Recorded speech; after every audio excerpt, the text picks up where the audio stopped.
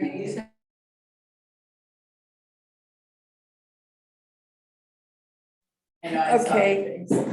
we're opening the December 6th, 2022 work session of the Carlton City Council. Could you take roll, please?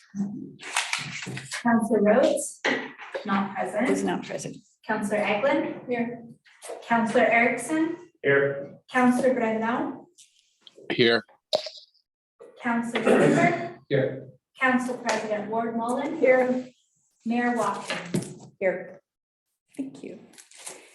Okay, the first item on the work session agenda is Civic Center bid review and value engineering details. Thank you, Mayor. Mayor and Council, Mark Schmidt from Carlton Architecture is here to talk about the process that we've been going through since we received the bids. Mark, can you hear us okay? Sure can, thanks. Thank you. You want to start off and lead us on this journey that we've been on? Yeah, absolutely.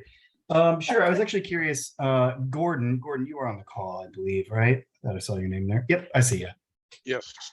I was curious, do you want to give them a brief of the bidding process before we jump into VE, or will we cover that in the general section? Up to council if they want that. And I'm sorry, I see the Council President had her hand up. Yeah, that was my question. Should we be referring to the materials later in the meeting packet, council meeting packet? I guess that's up to council whether or not you want to talk about the bid process or you want to talk about it when we get there. That was what Gordon was. Anybody have a preference? It's gonna come up in regular Yep. session, right? Yeah. Yep. Yeah. I'm okay with hearing about quotes. Hear about once in the regular session? Yeah. Okay. Okay, sure. Well, that's just me. It's all right, it's all right. Roll call vote. I just wanted to know if I needed to look at these materials. That's okay. It's okay. No, that's okay. That's great. I think this will totally work. I mean, we're gonna hone in on one particular bid. Obviously, it was our low bid as a result of the bid process, which we'll cover later. And effectively, because we have the opportunity to evaluate bids, if every one of our bids is over what our target budget was, we can evaluate those bids and work with the low bidder on potential VE to look at potentially reducing that number. So we've gone since receiving the bids earlier in the month of November. We spent about a month working through a pretty substantial VE list with Hallworth, who was the identified low bidder at the time. And I'm just going to go ahead and jump into it if you guys are okay with that. It's going to be probably pretty heavy on the numbers side, if that's all right. I know that there was some numbers that were provided you guys in the packet that we'll reference later. This, I'm just going to share with you our Excel file. It has got pretty much all the information embedded in it, if that's all right. Does that sound good, Shannon? Okay, council? Sure. Yep. Okay. Great. Mark, Go ahead. just one Yep. comment. Sure. I know some of these are fixed numbers. Yep. We have the number, and a bunch of these are still estimates at this time. Exactly. So I'm guessing you're going to make that clear. Yes, and I identified them in the process, similar to how you kind of carved it out in the packet provided to council. So what we're looking at right now is just the basic bid that we received from Hallworth. I would say that the bit of good news that we got from this is that this bid that we got from Hallworth is almost identical to the estimate we received back in March earlier this year. And you guys will remember in subsequent work sessions that we did, we went through various cost saving measures as a result of that estimate to try to get us down to closer to our target. And we realized kind of through those work sessions that what we're not going to do is we're not going to take all these items off the table just yet. We want to make sure and get the project bid out, see if we can come in closer to our number, and then we'll make the effort later to kind of go back in and see which items we can live without. So I was happy to see that we at least got a bid that aligned very closely with our original estimate. We did receive 2 other bids that were substantially higher. The spread was, roughly $2 million. So you can see that there's substantial headway we made with just this single bid. And then working from this base number, we were pretty happy to feel like it was close enough to what we were originally looking at, that some of the items that we were considering previously in our discussions and our prior work sessions still made sense and still got us closer to our target. So you'll see that there are 4 main categories where numbers are bucketed in for costs. This primary category here is just for the main building. This is the actual structure of the building.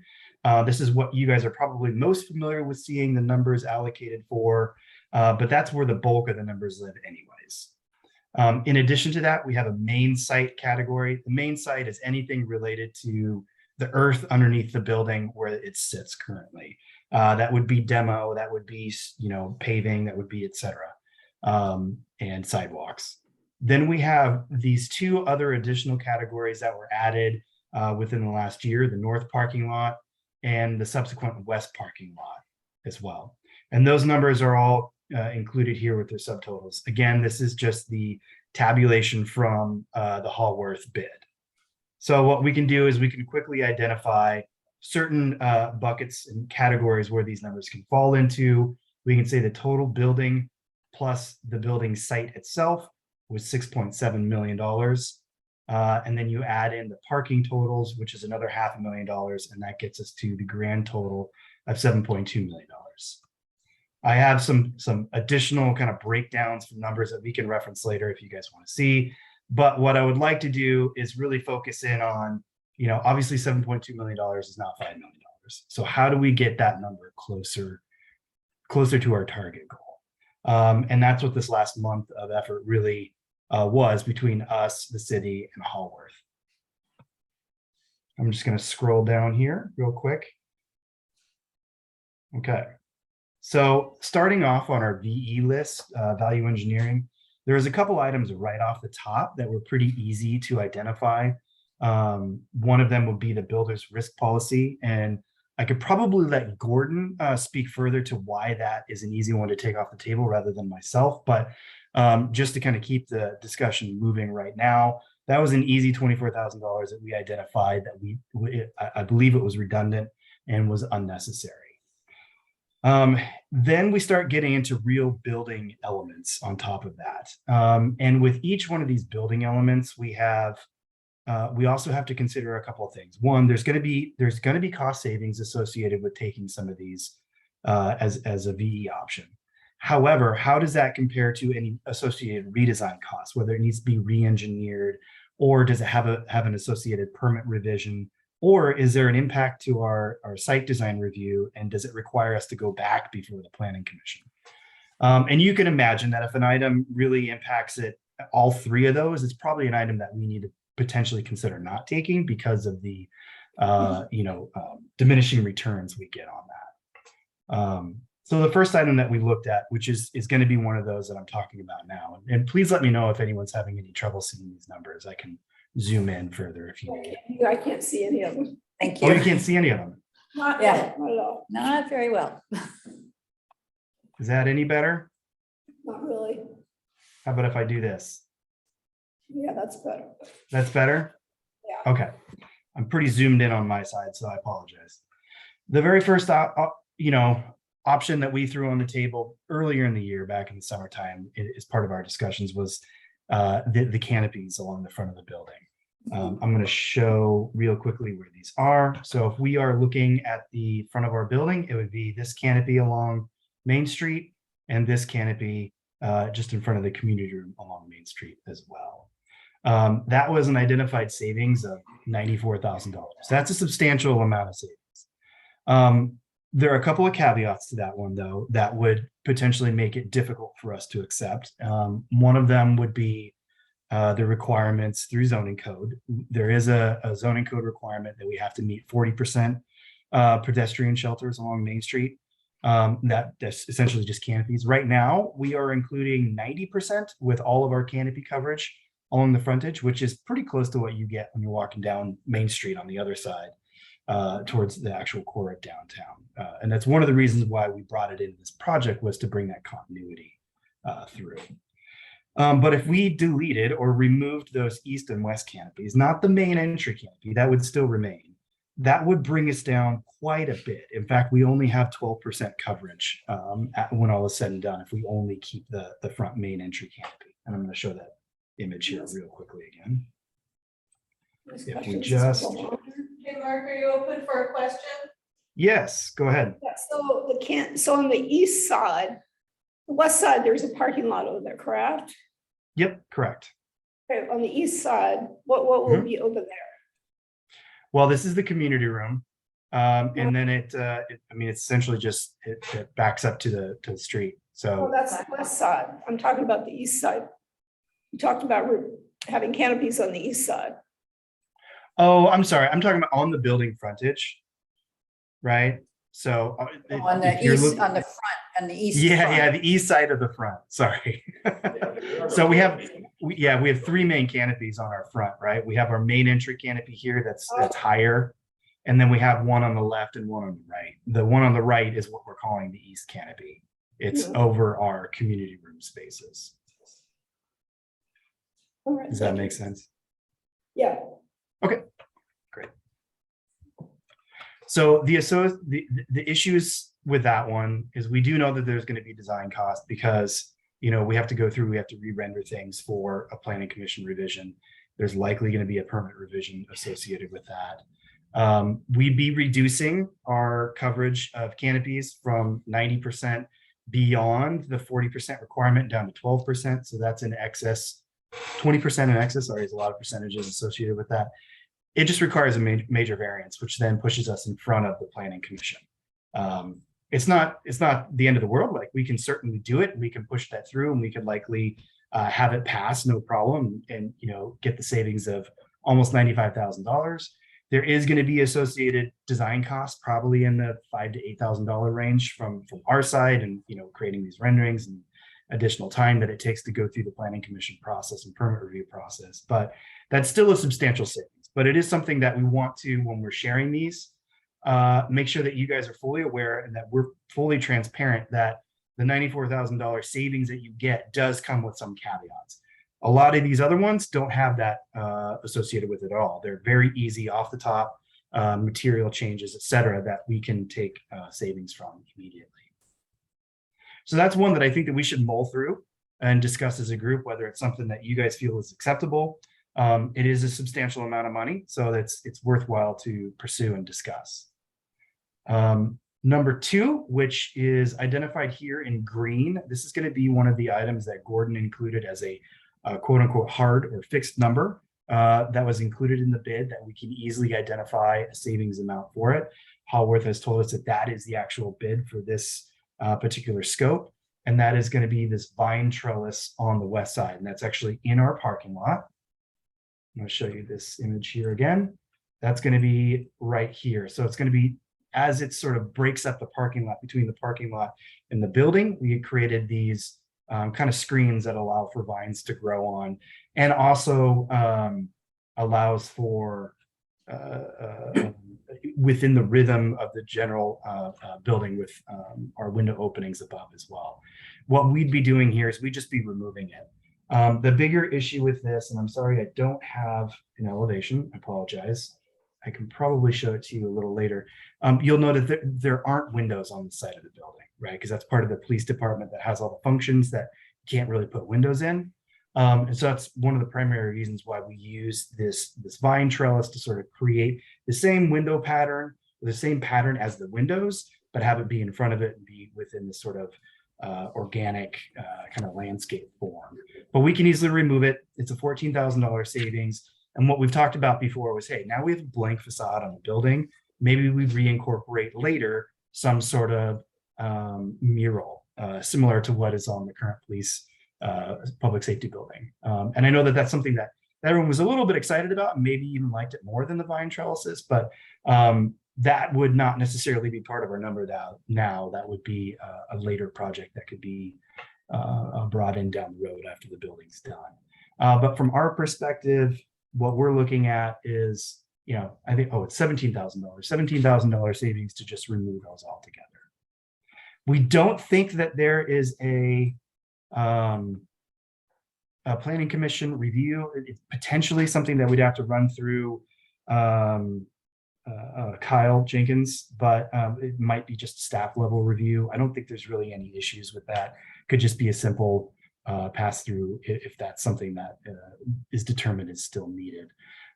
There's, some potential for costs if there is any planning commission review on that. I don't think that there is. I think it's a simple deletion on our plans and just kind of move on and be done with it. So that's one that I feel like we're all on the same page from the design team and the city, and even Hallworth is just recommending that we go ahead and remove that one.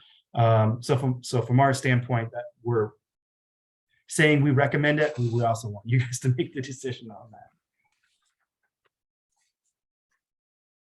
All right. And I can leave room for you guys to discuss it on each one of these items, or Shannon, we can just kind of keep moving down and come back to the ones that we want to talk about. Just go through the list and come back. Just keep going through the list. Okay, great. All right, number three is not a firm number. I don't even know if it's necessarily worth discussing at this point because we don't have an actual bid on it. But what we have been talking about is potentially finding another material on the front of our building. And I'm going to go back to this here for this metal panel. Metal panel is what's above the storefront on our main entry and provides this clean band at the cornice line of the building. And as you can see, as we wrap around the extent of our building, it's pretty prominent material and really creates a lot of these sort of big eye movements to bring you to these entries and creates the cornice line of the building. Metal panel isn't the cheapest product on the face of the planet. It's also not the most expensive, but there are some savings to be had to going to a fiber cementitious material. We don't think something like hardy board is applicable for this project just because of its durability, and it's prone to fade over time. So we were proposing a product called Ceraclad, and I probably should have a cut sheet up here for you guys, but Ceraclad is just another fiber cement material that's a little higher quality. It would give us a very similar look to the metal panel. But overall, the product material costs are likely a little less than the metal panel. Again, I'm going to go back to this category that we have on the right. Does it have a design cost? Does it have a permit review? Or does it have a planning commission review? For the last two, possibly, I don't think that we're going to run into an issue by changing the materials as long as they look the same. Is there a design cost? Yes, because we'd have to change out all of our details, install details. So we're thinking that that's probably, with an alternate of $9,200, we're probably getting into maybe more of like a $3,000 design. So it's really, a difference of $6,000. We do think it's still worthwhile to evaluate, and maybe we can get a firmer number from Hallworth that's larger than $9,200, because we do feel like Ceraclad, we've seen that pricing come in better than what we're currently seeing Hallworth get. So when that number firms up, we feel like we could probably come back to that a little later. It certainly doesn't need a decision doesn't need to be made today, but it's one that we're currently evaluating. And let me know if anyone is confused by any of this, and I'm happy to jump back into the images and show you exactly what they're I at. just want to know how you said it would appear similar to the metal. How so? Yeah, so the cementitious material it's a panel. So it'll be in the same size and shape as the metal panel that goes in. And the finish on it as well is a textured but smooth material that has a similar reflectivity to it as the metal panel. There are some benefits to it compared to metal panel, whereas if you're familiar with metal panel, they have a thing that's called oil canning, where in larger spans, metal panel can kind of move a little bit. And you can kind of see those waves in the facade slightly. This would obviously be a cementitious panel, so it would actually be flat all throughout the entirety of it. Some of the differences are going to be that you would likely need additional flashing compared to the metal panel, where the metal panel is going to integrate with each other a little bit better. Ceraclad likely needs some additional flashing material that goes along with it. Maybe that's one of the reasons why The number isn't quite as high as we were hoping to see. But overall, it's going to look very similar to it. If you back up 10 feet, you're probably not going to know the difference that it's a cementitious panel or a metal panel, to be quite honest. Okay, thanks. Great. And then we were also talking about potentially evaluating a material change at the police court. So this whole back facade where the police entry is, or the public safety entry is, we had discussed, well, can we just carve out all this brick and get rid of it? I mean, brick's got to be more expensive than the Ceraclad, but the reality is we were getting really good pricing on brick. And so it actually ended up being a cost add for us to go and look at adding that same material in this area as well. So that's actually one we are going to not recommend, which it's this number here, just based on the realities of our current brick pricing. I'd say go ahead and lock in the brick at that area. It's a really good number we're getting for that. All right, so that was actually number 4. I don't know why. Oh, some of it kind of got deleted there. All right, so number 5 is going to be another one that we recommend. It does not have a design cost, does not have a permit revision, does not have a planning review. So pretty good to go all the way through. And that's going to be at the police court. We have a concrete finish, right? It's a pretty simple change for us to go to an asphalt finish over concrete. And if anyone is curious as to where that location is, I will go ahead and pull up our site plan here real quick. All right. So here's the general outline of the building. Our police court is going to be to the north of this right here, this section. Can you all see my? Yeah. Okay, perfect. So that is a pretty easy one to take right off the bat. And we feel really confident that by switching that over to asphalt, we're not going to have any major issues with durability, any issues with our program or anything like that. It's a pretty easy switch for us to do. Great. And that's a almost $13,000 savings, $12,500. That's a good one. Additional items that we talked about that were included in our prior discussions, but we just really didn't get pricing back on them from Hallworth. I mean, they made a good effort to get pricing, but we just didn't have enough time to get firm pricing back on them. Would be removing the water fountain. We have a water fountain that's located in our parking lot along Main Street. It's probably not going to be very much, to be honest. I mean, maybe $1,000 or something like that. There's some water line that goes to it and all that, but it's really going to be a minor element. And to be quite honest, when you're talking that level, it's probably best to just keep it in the project, especially if it's an amenity that's desired. Window product VE, really couldn't get another product or another alternate in there that Hallworth was able to identify as a savings from what we currently include. So that's one that it really doesn't have a firm price to it yet, but we would like to continue evaluating that. And then exterior door product VE. We had talked about potentially changing the material on our storefront door instead of it being a painted finish, having it go, or not a painted finish. Sorry, the word is blanking on me right now. Going to an anodized finish. And hopefully getting some savings there. We just kind of ran out of time with that as well to really identify some savings. The one caveat to that is that if we are changing the material on our storefronts, and I'm going to show the front elevation here again, you can see that it'll be really critical that this material and this upper material do match in color. So if we're utilizing an anodized material, then this metal panel or Ceraclad, if we choose to go that route, we'll have to take another round of kind of evaluating, making sure those colors match, because we want that to be seamless. And it wants to all be read as kind of one big move.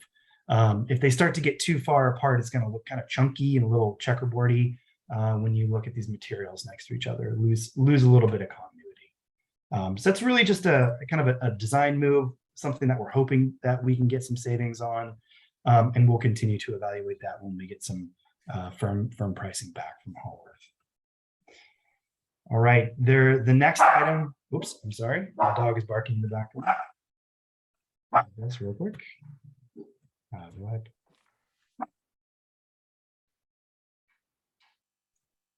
All right, the next item is another one that we're going to recommend right off the bat. Does not have any associated design costs that we can see. No, likely no permit revision, likely no planning commission review. Definitely no planning commission review.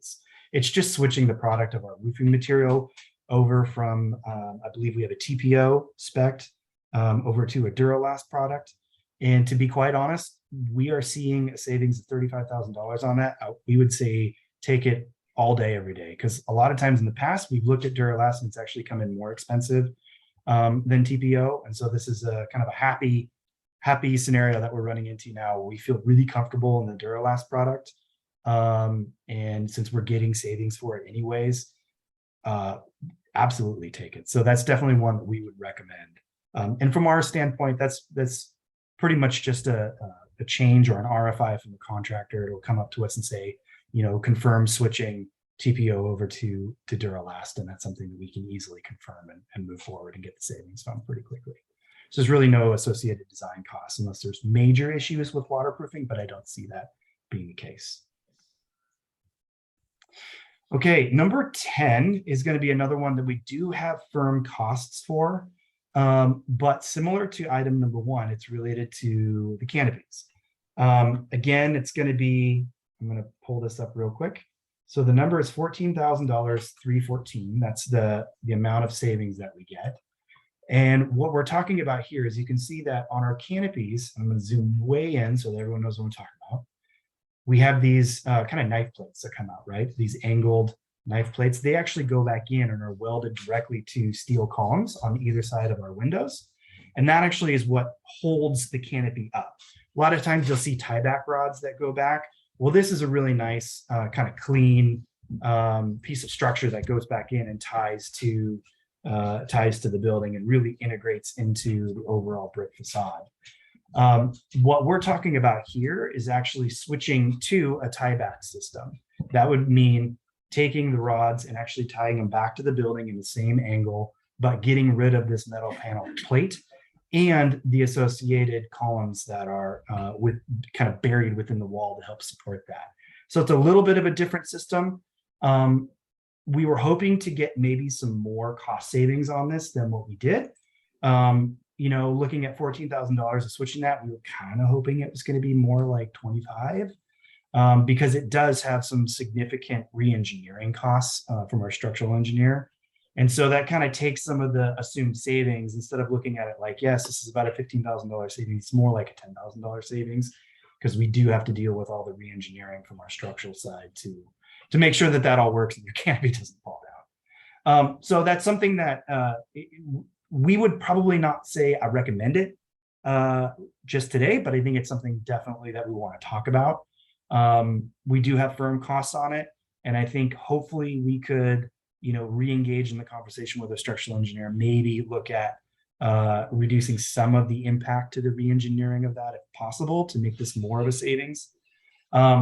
But it's kind of one of the ones that we were hoping that we would get more bang for our buck out of, and unfortunately we just didn't. But $14,000 isn't nothing. It's definitely some progress. And I think overall we get a similar look to the canopies without really changing too much overall. Okay. So number 11 is going to be landscape spec changes. This is really kind of just, it's a little broad right now. Haworth has given us a rough savings of about $20,000. We don't know exactly what all that includes. So I would probably not recommend that at this point, but it's something, again, that we want to continue to evaluate for potential savings down the road. $20,000 is a good enough number that we feel pretty comfortable requesting further information on that. Okay. So the next category we're going to go into is interior items. Interior items that we've identified, that we've gotten good, solid, hard numbers on already and provided savings, are probably ones that you're not going to like, but they do provide some savings. One of them would be removing the wood paneling at the lobby. The second one would be to remove the slat wall at the community rooms. That's actually behind the dais. All that beautiful slat wall is back there. And then the last one in the community room is going to be the room divider, and that's a $38,000 savings. I'm going to go ahead and jump into those images really quickly so that we can all see what we're talking about. So this is the slat wall at the community room. It's the wood slat wall. It's a really beautiful finish that would sort of be the backing to council dais and provide the backdrop for the community room. As it stands right now, it is an applied material. It's not integral to the structure. And so it's something that could be installed later down the road if additional funding became available. Or it's something that it could just get moved into paint or an acoustic material in itself. Right now, it is a beautiful wood slat that we feel like does provide a nice backdrop and really ties in some of the original design features of the building, but we also have to be conscientious to the cost impacts of this. This particular item is roughly a $13,700 savings. The next one is going to be the wood paneling at the lobby. So the wood paneling at the lobby is going to be all of this material that sort of creates our main atrium here. What we would do is you just remove it and have painted gyp, whether that's white or what color, kind of to be determined at this point. But again, similar to the slat wall, this is all just surface applied. So it has no bearing on the structure, has no bearing on anything other than the finish of the wall itself. The actual gyp finish behind it would probably need to be a slightly higher class of finish because as you're building a gypsum wall, you guys will know the various levels of finishes where if you know you're going to cover something up, you just easy put some spackle, cover the screw holes and you're good. That obviously wouldn't be acceptable in a situation where you're not covering the wall. So we would have some offset there, and I think that's what's included in this number, hence why it's not quite as large as what we were hoping. But if we remove all of this, it could be installed in the future as well without too much fuss. There might be some integration with around our doors and around these recesses here where we're going to have artwork. But I think that's all of that is doable and acceptable to do in the future. And then the last one is going to be the room divider. And I think you guys are all familiar with the room divider. We've talked about it quite a bit. I'm going to go into plan view here. So the room divider right now is going to be what splits your community room into two. And it would this $38,000 savings is just for the door itself. The wing walls would still be built. The track above or the double beam above is still going to be provided. What this would mean is that later down the road, if funds become available, it could be installed very easily, because all of the structures in place, because it has the pockets already there. This is really just the cost for install and the door itself and the track. And then you're able to get the full functionality of your community room. If you remove it, obviously you just have one large community room with some kind of empty pockets for the time being. But that is definitely a decent savings. I think we were hoping for it to be over 40, but $38,000 is still a decent chunk of money to save to potentially emit that at this point. And then, maybe down the road goes into an operating budget and becomes something that can be installed then. That's not really for me to say though. I'll leave that to Shannon. All right. So a number of these other items we don't have firm numbers for, so I'm not going to go into them in great detail. I'm just going to kind of go through generally what these items are. We talked about reducing the number of card readers in the building. We do have a lot of security measures in place within the facility. We don't have a good plan of attack and which particular card readers we would omit at this point, but we wanted to get a target and what that savings would be. Hallworth didn't have enough time to really get us, an itemized cost of every single opening and what those would cost, because some openings are more expensive than others. Number 5 on interior, we have VE access control. That's going to be one that we're actually going to coordinate with Reese. Reese is providing the access control for the facility. They are privately brought in. It's actually not part of our contract. So this item probably should just be deleted, but it is something that could be evaluated on that side. This interior doors VE, it's going to be coordinated with Reese in the fact that we do have to allow for our access control to still be viable. So we have kind of built into our door hardware specification, probably some areas that can be, without really affecting the functionality of the door itself or the intended way that it operates, we could probably lower maybe some of the quality levels on some of the hardware. I don't think that anyone in this room or remotely, whatever, is going to notice a difference. And that's something that we feel pretty comfortable in. And on every job, really, we look to sort of hone in on door hardware and where we can save some money, because door hardware can be pretty expensive. And it always comes in after bid. We're pulling in, subcontractors that provide door hardware specifications for us, and they're usually pretty competitive. But when push comes to shove and it goes into install, we're always relooking at this, trying to find a way to save some money on door hardware. So it's something that we're not really going to make a decision on anytime soon, but somewhere down the line, we're definitely going to start relooking at that. Another one is reducing Cat 6 cables. I don't have a whole lot to say to that. It's just kind of a reduction in scope. No price really offered for it at all yet. Door relights. So this would be on the interior of our building. And let's see if I can find an image of the relights here for you guys. Where is a good relight picture? Okay. Well, these are kind of terrible images. I'm sorry. Where are relights? Well, anyways, relights are, you can see behind this gentleman, adjacent to the door, there's a relight that allows you to look in the room and see out without having to open the door. Relights are great because they do provide a benefit of natural daylighting to get into the room without having to open the door or turn a light on. So we could identify certain locations in the building right now that have relights that we can say, let's just get rid of them. They're not necessary, and hopefully we can get some savings there. Again, this is not one that we have firm cost yet, and I don't even think that we have worked through it with the city which ones we really feel comfortable removing the relights on. Relights are really beneficial from an aspect of egress as well, because you're able to see if somebody's on the other side of the door. But as you guys are more than likely experienced with, you open the door, you look before you walk through it sometimes. It's fine. We all can live with that.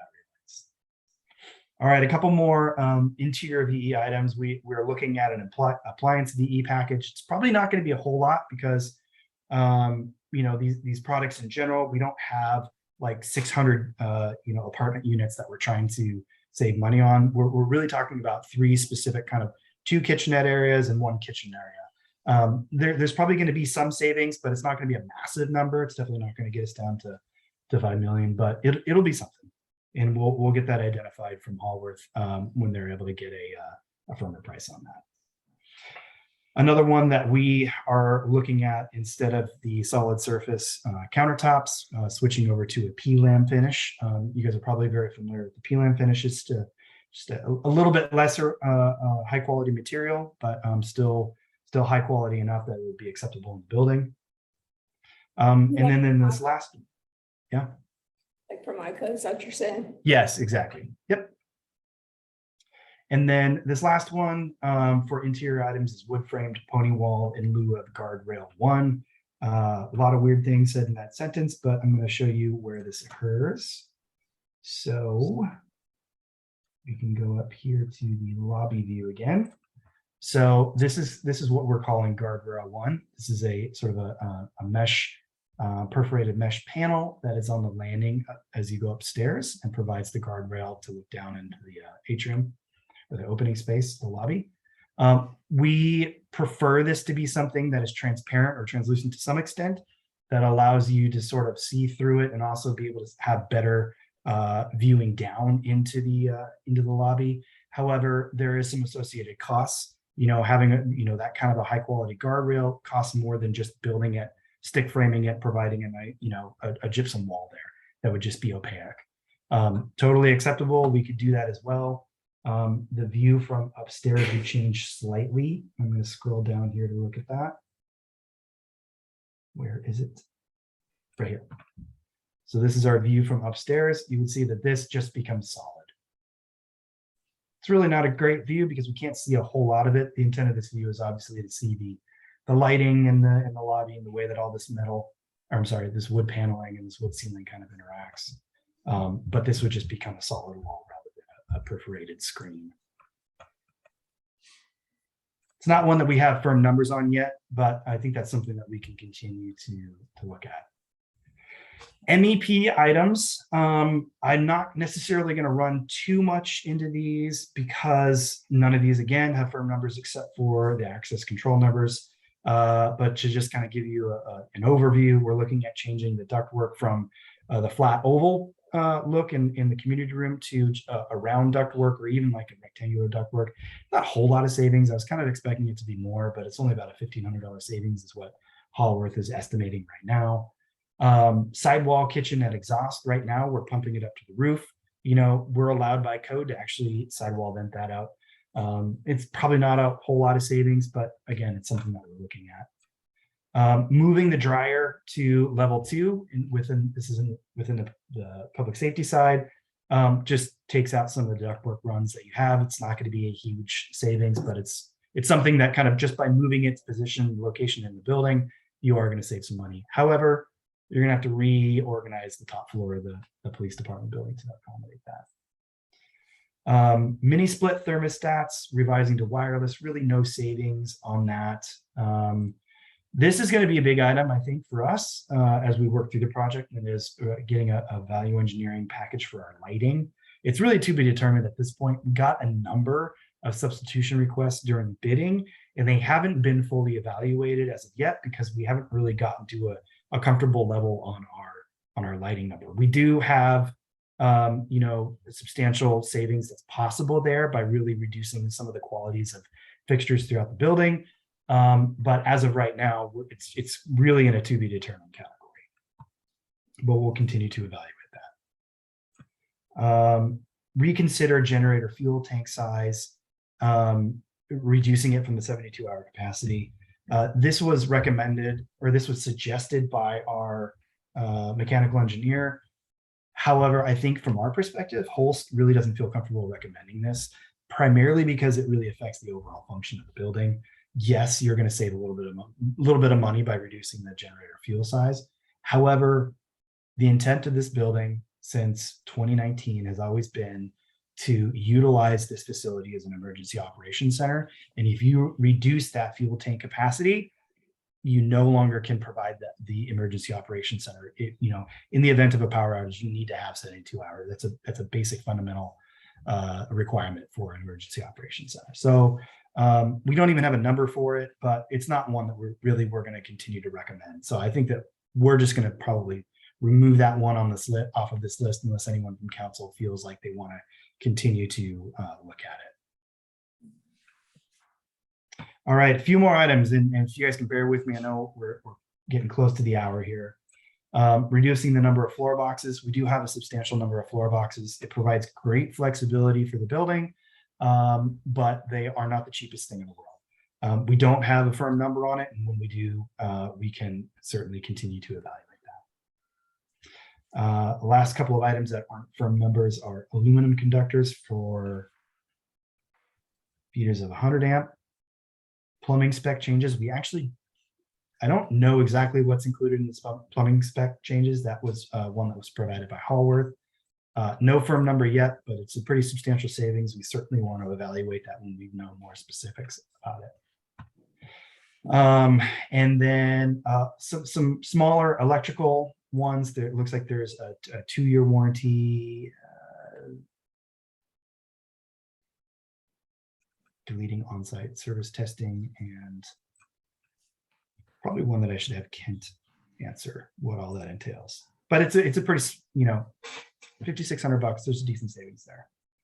Then these last 3 items, intrusion credit, cameras credit, and access control, are actually numbers that should have been excluded from Hallworth's bid. We did provide an addendum to our bid set that clarified that access control was being provided by Reese. However, in Hallworth's bid, they did still have access control included. And so these numbers are direct from their access control sub that they got. So these numbers actually should just be removed altogether. These are going to be in addition to what Gordon provided in the pamphlet for later in the main session. So that's why this total firm items number is going to be a little bit larger. I think we had $196,000 of savings. What we are showing is 226 when you actually count these up. And these will just be credits. We don't even have to do anything to accept this. This is already included in that, which is a total savings for that $57,000. Okay, so please let me know if there's any of these that you'd like to revisit. We can kind of walk through it in greater detail, or if there's ones that you feel comfortable nixing right off the bat, certainly let me know. We have 15 minutes left. Well, So we need a, that's what we got left for the work session, so. I don't think we can totally decide all this in 15 minutes, really. So what are you looking for tonight, Mark? Well, I think what we're hoping from you guys is if you have any recommendations that would change what we would be moving forward with Hallworth as a baseline. Because Hallworth right now, the only thing that we can do is take their base bid as the recommendation for this evening's decision, which is the $7.2 million. If you want to make any additional comments to that, stipulations that you would approve or recommend a motion to approve, given the acceptance of a few of these items, then I think that now is the time to state that and to really evaluate it and ask questions. I don't think it needs to be, those decisions absolutely need to happen now or they don't happen at all. I think that it's if we want to get that number, the bid number that we have from Hallworth, down to a lower number upon award by making a contingency on the award that certain of these items are accepted. I think that's what we're hoping to hear from tonight. Does that make any sense? Yeah. But this is still something we would have to discuss in council session. We can't really. Yes. Yeah, exactly. And really for this work session, this is really just an overview of what the VE process has been and which items we're looking at, and some of our bigger ticket items that we felt like needed more discussion before we could just say, yeah, let's take that off the Hallworth bid. We obviously know that a lot of these need to be looked into further. Can I have the number, the two things on the community room sliding door? What's that number, savings number again? Yep, it is $38,000. And then what about the landscape? Landscaping. Yeah, I think it was around 20. Well, yeah, $20,000. Again, that one's not a firm number, but that's something that yeah, it's there. Is there any way, Mark, our list on our packet has some of these items, but it doesn't have all of those. Mhm. I know obviously it was probably coming after the fact, but is there, I didn't write them all down, so I was just wondering when it comes time to discuss, like.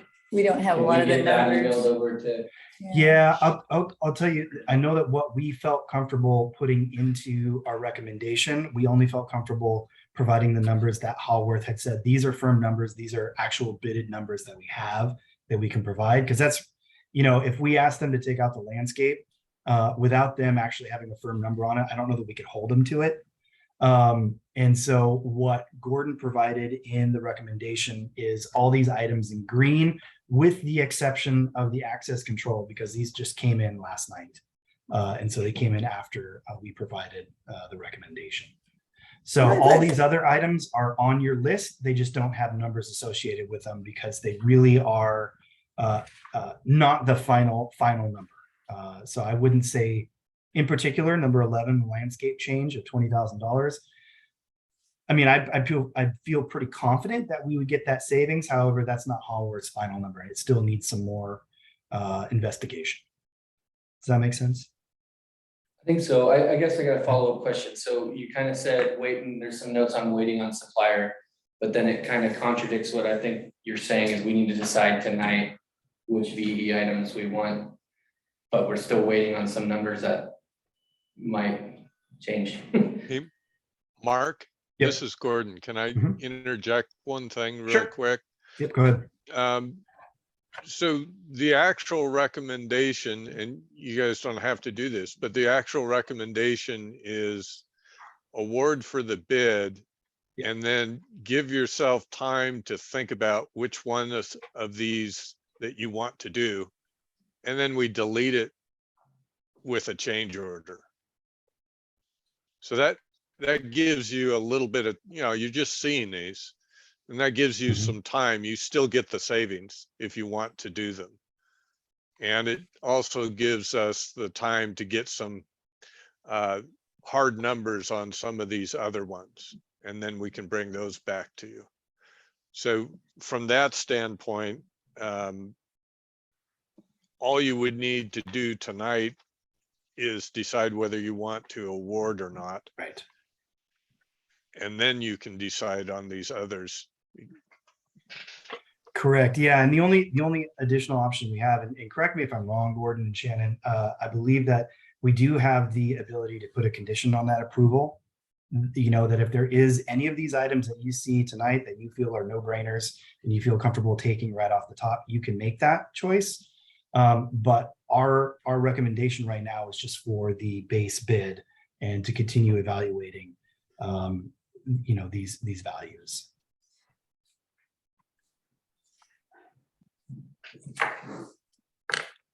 Okay. So we would tonight go ahead and award for the 7-point, and then we could take our time, come back and pull some of these things out. Yep. And that's not going to penalize or cause anybody any problems. No, these would happen via a deductive change order. It's a pretty standard practice for us. We would go through, there would be an RFI or an ASI after construction started that would confirm, the deletion of this scope item. And within that deductive change order, it would have the associated value credited to the project. Does it make any sense to do partial and then still come back for it? Or, because and obviously council can discuss, but it seems like there's some pretty easy ones that I feel like we could all agree on. Vine trellis, builder's risk policy, Duralast. Does it make any sense to get consensus on 3 of these items and then wait now, or is it just make the motion if it comes to that to wait on further value engineering decisions? If you can come to that decision, that's great. But we just wanted to give you a little bit of time to think about it if you want to take that time. It's 6:52, so I'm just Well, trying to. so here's a question.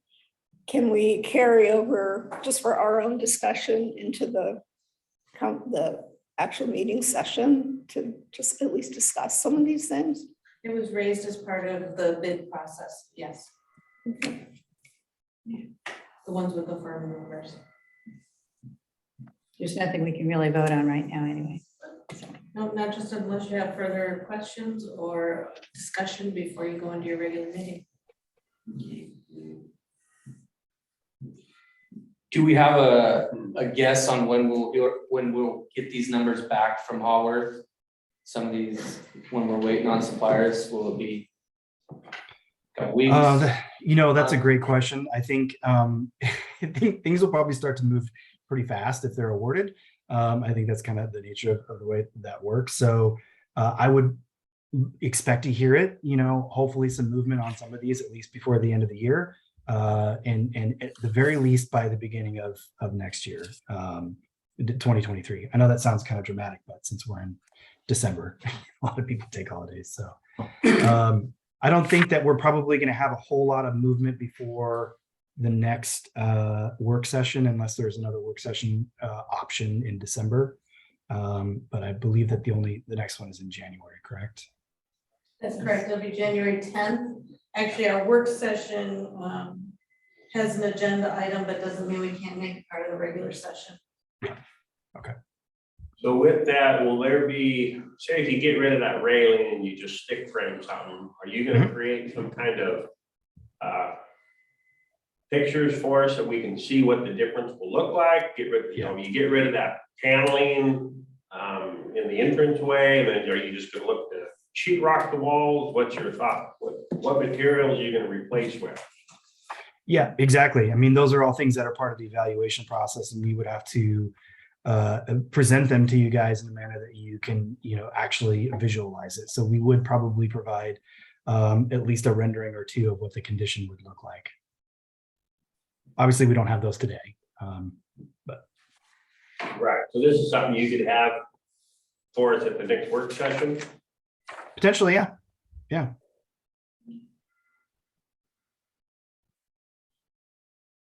Okay, thank you. It's at 6:55.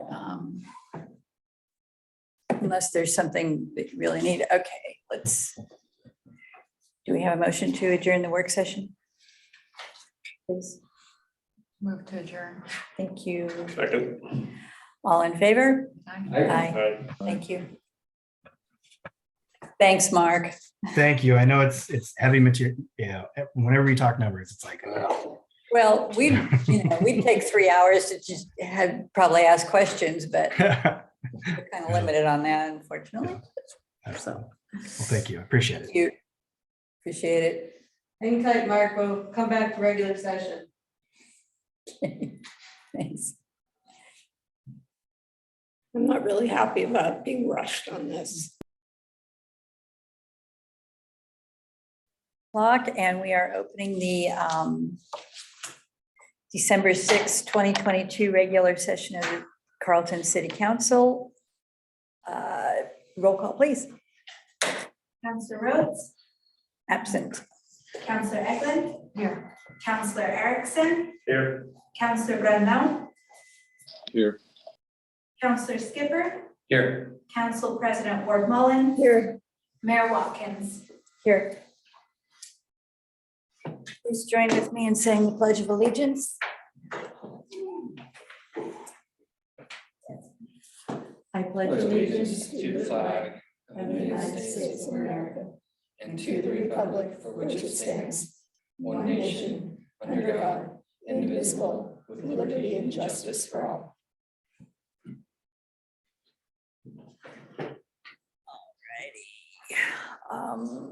Are there any changes or additions to the agenda? Thank you. Ceremonies, appointments, and announcements. Okay. And citizen comments. This section of the agenda allows members of the public to address the city council on any items on or off the agenda. When invited by the mayor, members of the public shall come forward, state their name and street address, and direct all comments to the mayor. Comments are typically limited to 3 minutes unless additional time is allowed by the mayor. Comments will only be given if there's any question or follow-up. It will be done at a later date. Are there any comments for items not on the agenda? Could you post the agenda on the screen via screen share?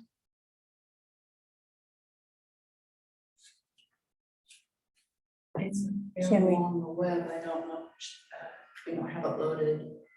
Okay, But if she goes straight to the website, it'd be right there in events. yeah, the agenda is on the website, but we're not, at least right now, we We're can't. not able to. Yeah. We're not able to. Okay, we're not able to screen share. Okay. Is there anything else?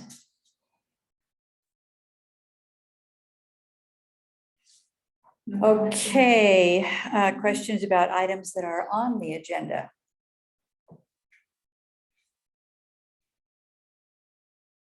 No comments noted. Okay, thank you. All righty, consent agenda. Do I have a motion to approve the consent agenda? I'm so sorry. I'm still reviewing the agenda because I had to go and find it online. Can we have another minute? Maybe other people would like to review it as well.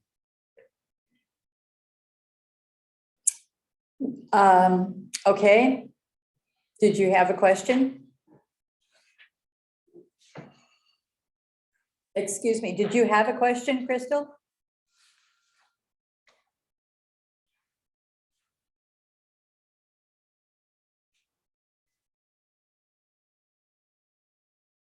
You don't have a comment. She's muted.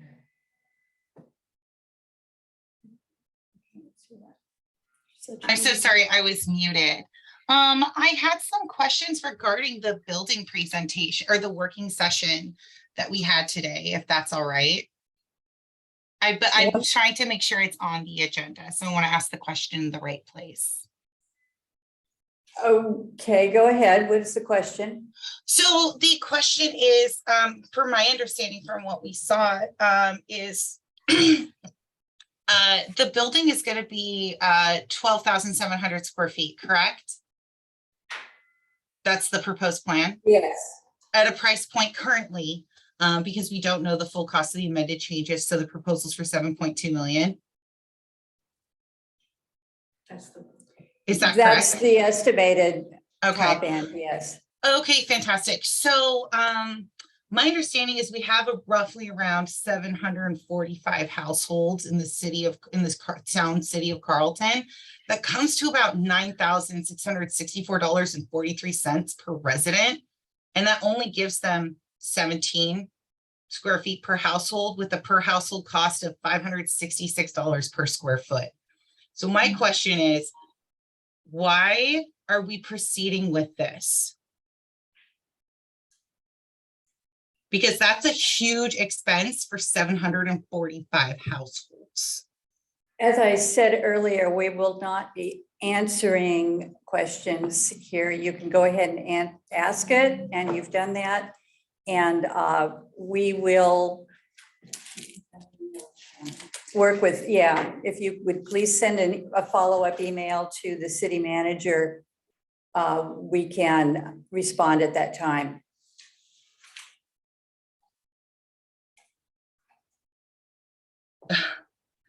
Okay.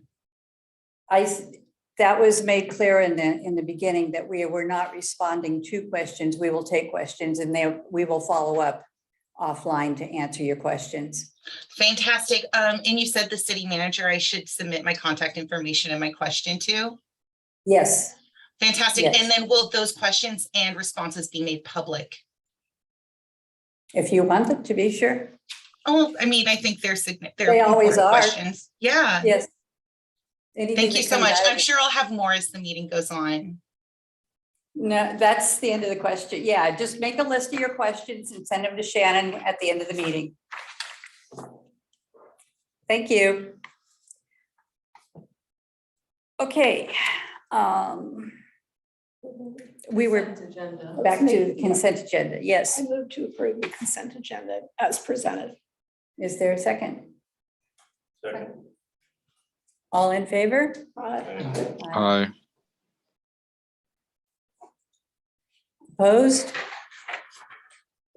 Motion passes. Thank you. Ordinances, resolutions, discussion and action items. Han Creek Pump Station change order. Thank you, Mayor. Mayor and Council, this is a change order for the Hum Creek Pump Station to add, as I may be saying it wrong, debit crane, and I will turn it over to City Engineer Gordon Monroe to give more detail.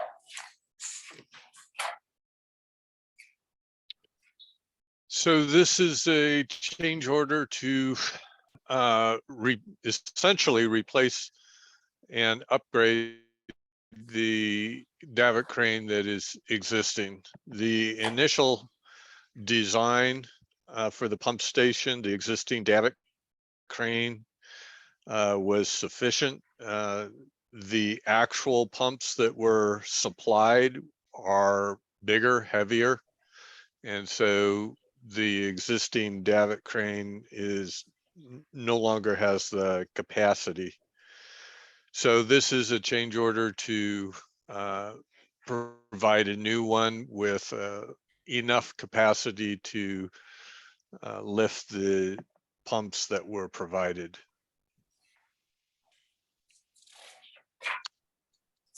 And of note, there is concrete that will be needed for foundation for this, and we're still in the process of getting the quotes from the contractor for that. The intent of splitting it up into 2 change orders is this allows us to actually order the equipment, and equipment has long lead times nowadays. So we wanted to get that in process if possible, as soon as possible. Thanks, Gordon. Does anybody have any questions? If I may. Yes, sir. Gordon, you mentioned, I understand that we're replacing the crane because we need a larger crane. Is the extra concrete, is that because of the size of the crane, I'm assuming? Is that fair to say? That's Yes. Yes. It essentially is a larger crane, and it will pull up a larger capacity. So the foundation needs to be essentially heavier and bigger.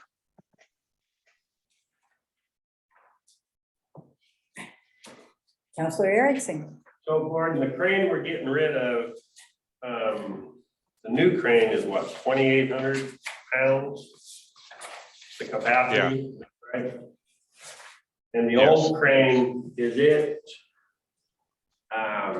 there a possibility then to offset some of this cost if that older crane has been sold to put on the market somewhere? Or is it just so wore out that it's? Yeah, that's possible. That's possible, or the city could find use for it in other locations. So is there a need for another crane somewhere in the city that you're aware of, or? I'd have to ask Brian. I know we have other pump stations that don't have cranes right now. And there's probably maybe down at the treatment plant or the headworks, or even up at the water treatment plant, there's possibility that we could use it, but Brian would know that. Okay, thank you. Thanks. Any other questions, discussion? Okay. Is there a motion? I make a motion that the city council accept change order number 8 and authorize the mayor to execute all necessary documents. Second. All in favor? Aye. Aye. Opposed? Motion passes. Thank you. Okay. Which brings us to the recommendation to award for the civic building project. Thank you, Mayor. Mayor and Council, this is the award process for the civic building. Gordon, would you be able to go into detail about the bidding process at this time that we did not go through in the work session? Yes. So the bid opening was on November 8th, 2 p.m. It was a virtual bid opening. There were actually 4 bids. However, the bid from Inline was received late. Therefore, it was not opened. The invitation to bid clearly indicates that the timestamp is the email inbox timestamp, and it was recorded 2 minutes late. So that bid was not opened. On the 3 remaining bids, we checked the math. There was a $2 difference on the Woodburn construction. That did not affect the order. The bid from O'Brien and Company had irregularities in the big bid form that made it such that we were not able to confirm the math. We did check, regardless of the irregularities, it would not have affected the bid order. And you have that bid tab attached. There was an informality with the bid for Haworth. The bid documents require that the bid bonds be submitted both electronically and hard copy. They did put a hard copy in the mail, but apparently it got lost in the mail because it never got delivered. The bid documents in the instructions to bidders does allow the city to waive any informality that does not involve price, time, or change in the work. This is an informality that does not change price, time, or the work. And the city has an electronic copy of the bid bond, so we are in receipt of the document. From my perspective, this is an informality that the city can waive per the bid documents. The low bidder was Haworth Incorporated at $7,243,103. Haworth Inc. appears to have sufficient experience and expertise to successfully complete this project. We checked their Construction Contractors Board website and they are in good order. Their references checked out. City's estimate was 5 million. Of note, that did not include the 2 parking lots. The OARs do allow the city to negotiate with the lowest responsive and responsible bidder if all of the bids exceeded the bid estimate, which in this case they did. So we have been soliciting value engineering and cost saving measures. And as you heard in the work session, we're working through those. 36 potential items were identified. At the time that this letter was put together, we had firm costs for 8 items that added up to almost $170,000. And there's potential savings that have been identified in other areas, but we don't have firm numbers yet. So the recommendation is a 3-step approach. Step 1 is award of the bid to Haworth for the bid amount, $7,243,103. Step 2, consider the 8 cost-saving items that we have firm numbers on. The selected items would be deducted from the project through a change order process, which is a standard process. And this gives the city some time to consider those items and make that decision.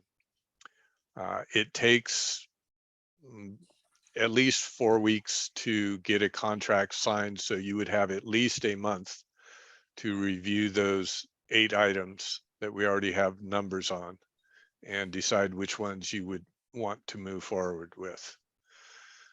Step 3, staff will continue to coordinate with Haworth to provide firm numbers for the other identified items. And when we have those firm numbers, we would bring them to City Council for consideration. If any of those items are approved, then again, we would deduct them from the project using change orders.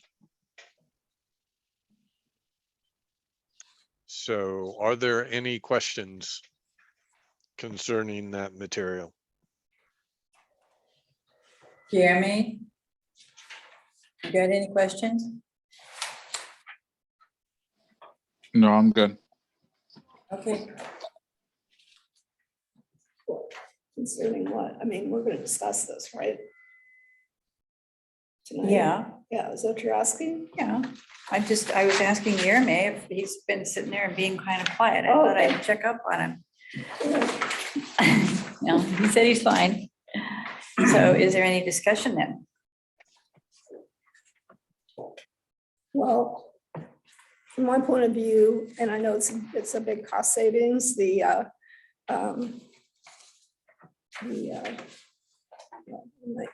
canopies that are on Main Street. For myself personally, I'm really opposed to removing those, even though they are, add a lot of cost to the project. Number one, they're utilitarian, because they're going to protect folks coming into the building from the elements in the wintertime.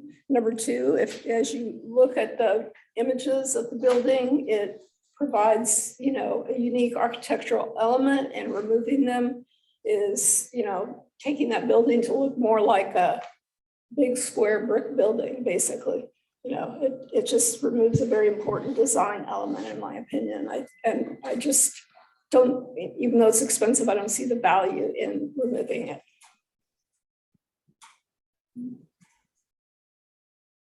Anybody else? Thoughts, comments?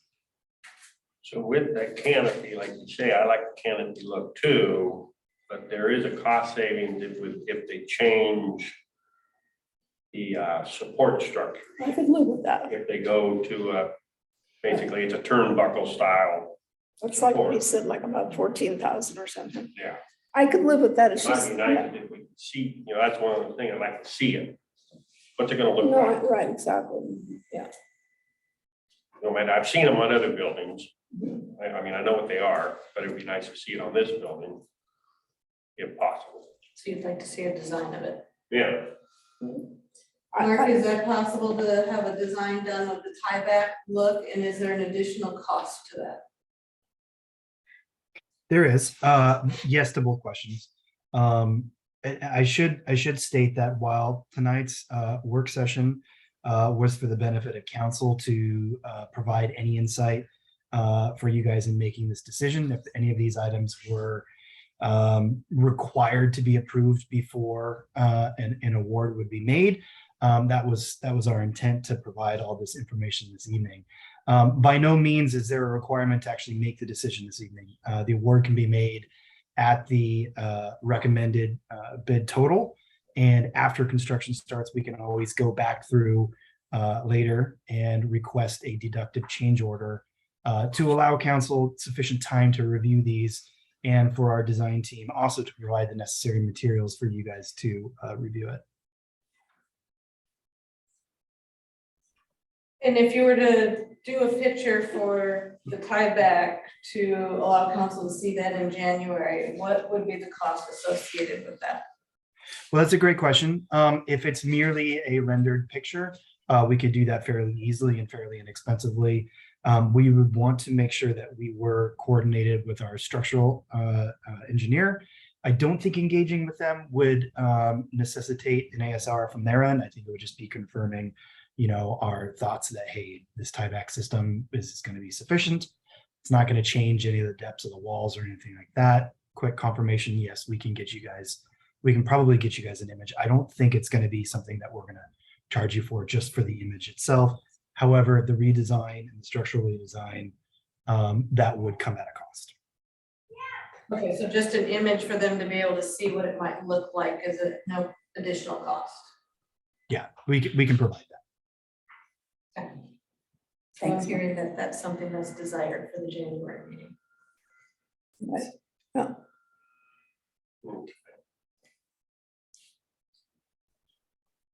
I have other questions, but I don't want to dominate you, so take turns. Go ahead. You guys can trade off, Councilor Skipper. I'm gonna go back to trying to get this thing back down as close to our estimate as possible, without taking away some of the characteristics, obviously, but to me, I would like council to kind of look through the items with firm prices, and there's some pretty, I feel like, easy ones, the risk policy that Gordon said is unnecessary, the vine trellis, the concrete to asphalt, the Duralast for the roof. I mean, right there, $70,000+ I agree with that. that we can just, Yeah. I would hope we could all come to consensus that that is just items that we can take off the table. And then as far as the other ones, I would like to see the numbers come back, you know what I mean, the drawings come back and things like that. I think we have to do our due diligence to look at every single VE item to see what we can reduce. Right, Fund costs. exactly. But I mean, I feel like if everybody can voice their opinion, but there's 4 or 5 items right there that we have the cost for that we could take off the table without having to revisit them again in January. Right. Those first 4. Yeah, Yeah, You know, 1 Yeah. through 4, 1 definitely, through yeah, 4. I'm with you on those. Those go away. I have the, I guess it could lead to this, my comment right now. So I have 3 things that I think in terms of private financing donations would be good. That's the word, discrete aspects of the building that someone might be interested in making donation for, and that would be for the trellis that I believe you said that we could add later, right, Mark? And Correct. I definitely think, as far as the sliding door in the community room, I mean, I think that's something that we really, really do need. However, we could, I mean, he's going to build in all the features for the door, but the slider itself could be another discrete item that someone might be interested in making a private donation for. And then, of course, the landscape. So, and those are 3 things that you can take off the table and I think put back on. I mean, the landscape, obviously, and but ultimately, I believe we have to have that slider one way or the other. But I think that could be something that we could get a donation for. Those are excellent points. I just wanted to add, and correct me if I'm wrong, Mark, the landscaping, some of what was involved in that discussion was things like the irrigation system. And so we'll need more information. Well, right, exactly. We'll need more information Right. before we decide whether that's a. Okay. excuse Okay. me just a minute. Folks, for guests that are at the online right now, Guillermo Randeo is on there because, and we will be talking with him because he is one of the counselors.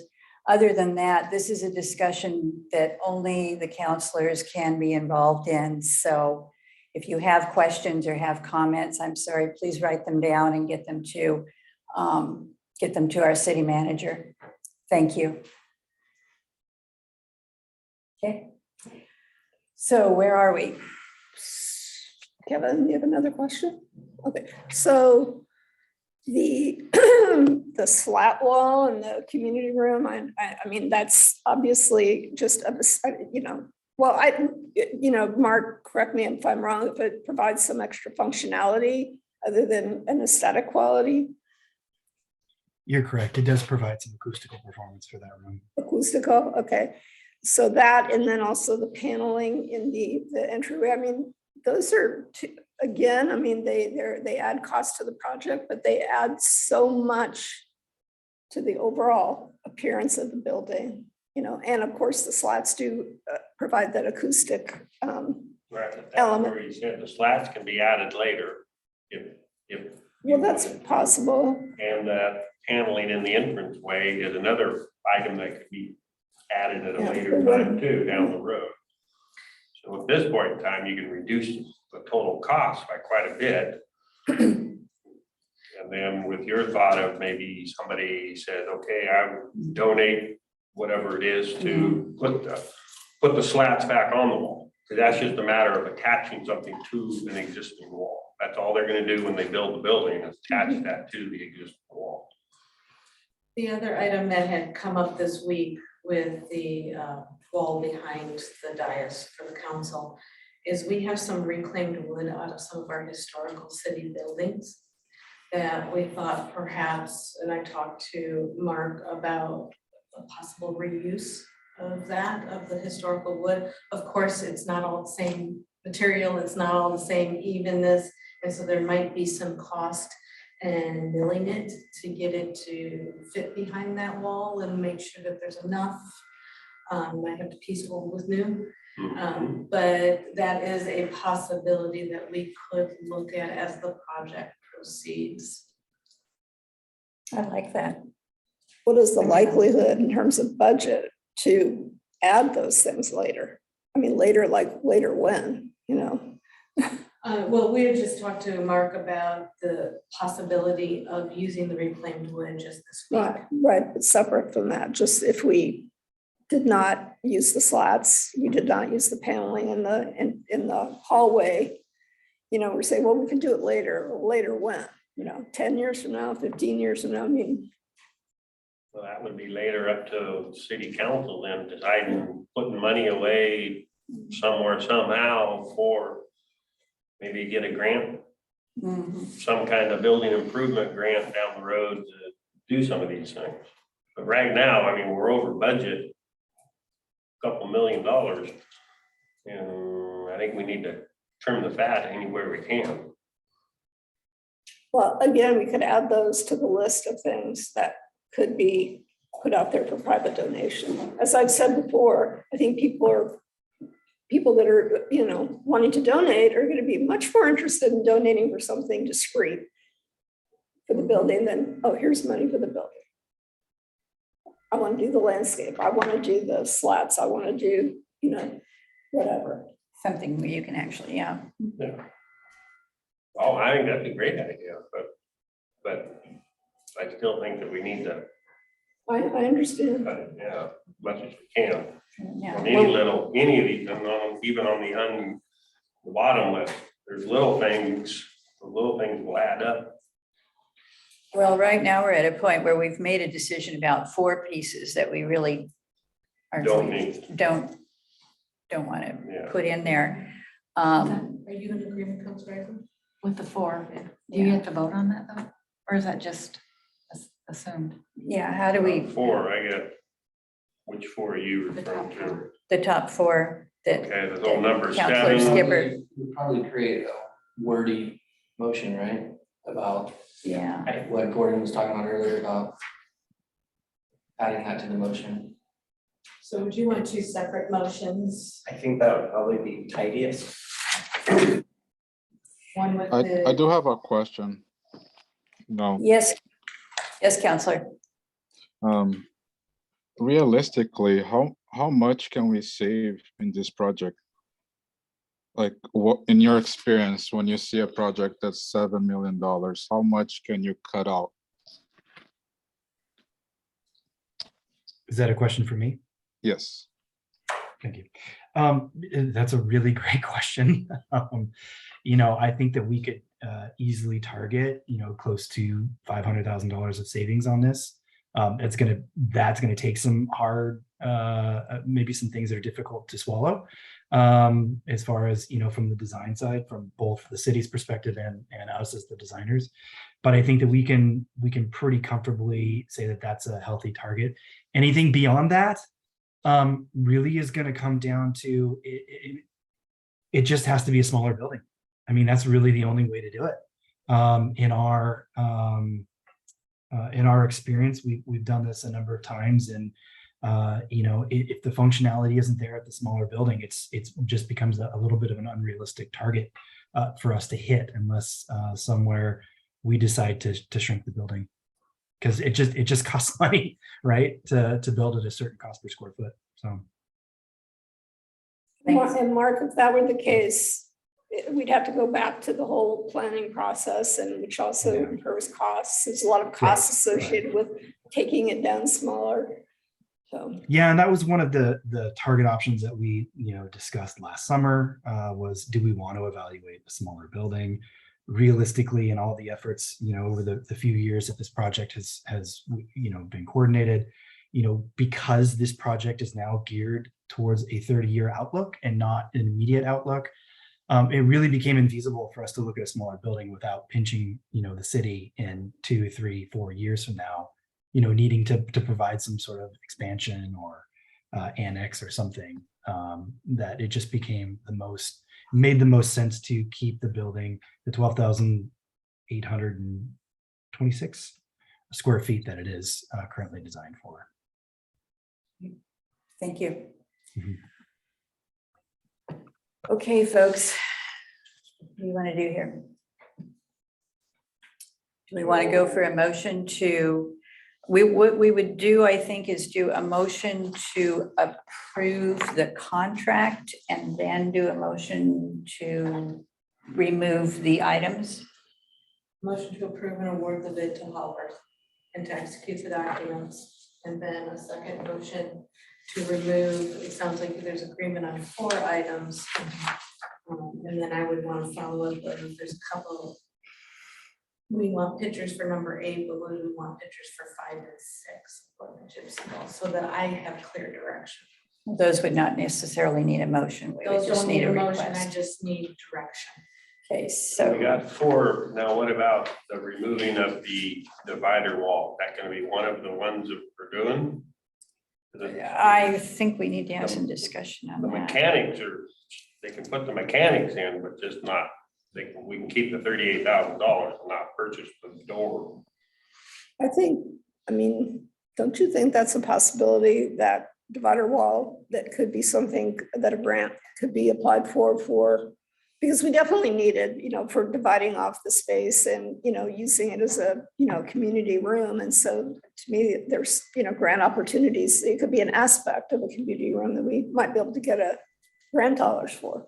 I think that's one that it sounds like we need to have a little bit longer discussion about, and we kind of need to move along here. So what I would ask is that we do the motion for the approval of the contract and the first 4 items that Counselor Skipper suggested, and then put some of those into a discussion for January. Yeah, I agree.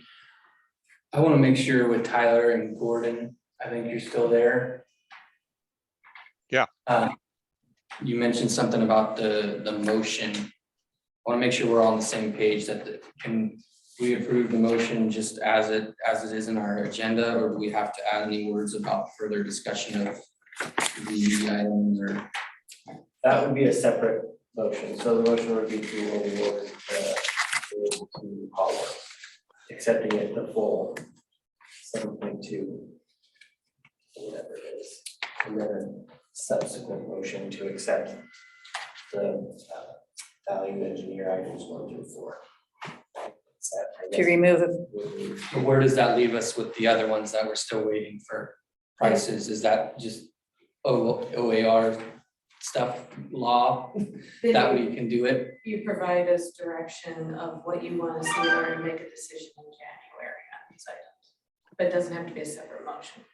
It can be incorporated in that second motion, like remove these 4 and authorize. I don't think you need to do that. All the other items are under consideration, and then they can be deleted as change orders later.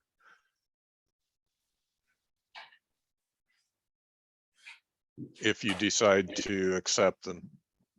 So we can just do the motion for the 4 items today.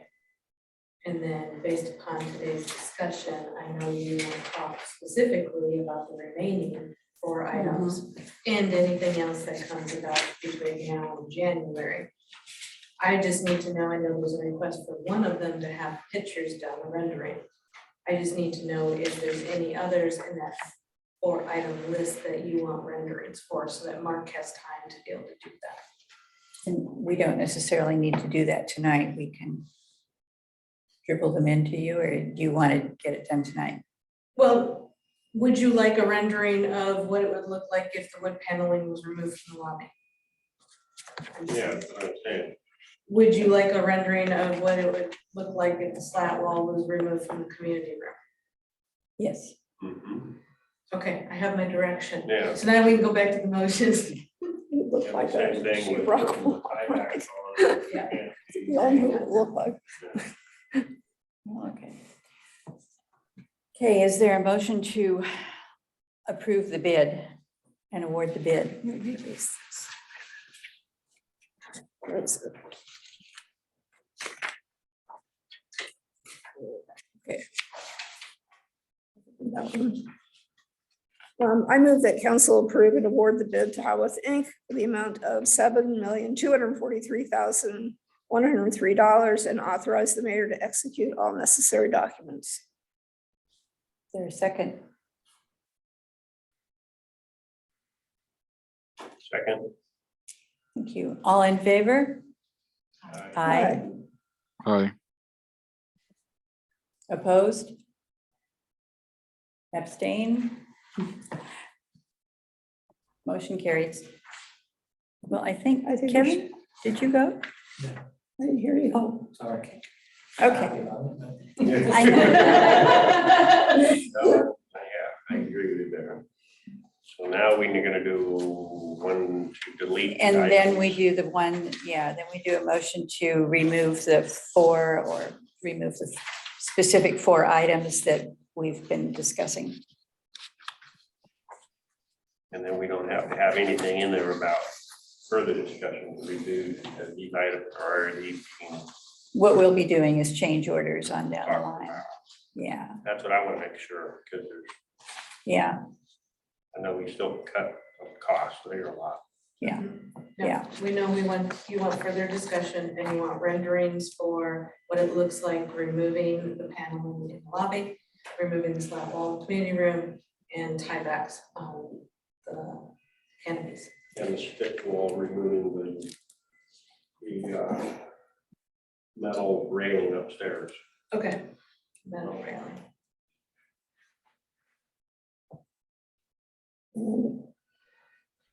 Shannon, since the slats provide some acoustic elements, I'd like more information on that. Because we need to evaluate that compared to what would offset that. I would like to see more cost savings in other areas of the building other than community areas. I see a lot of those, but not necessarily like upstairs or anything like that. So I do see some general cost savings, but like for instance, here I don't see other than one thing, the police, but that's the outside. So I would like to see cost savings everywhere, not just community room and community areas.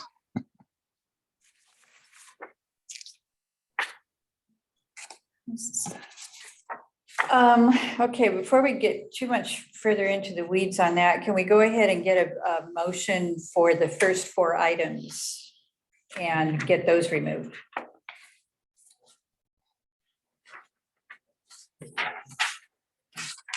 I make a motion that we remove the first 4 items on the VE items list with firm pricing from the specific building project.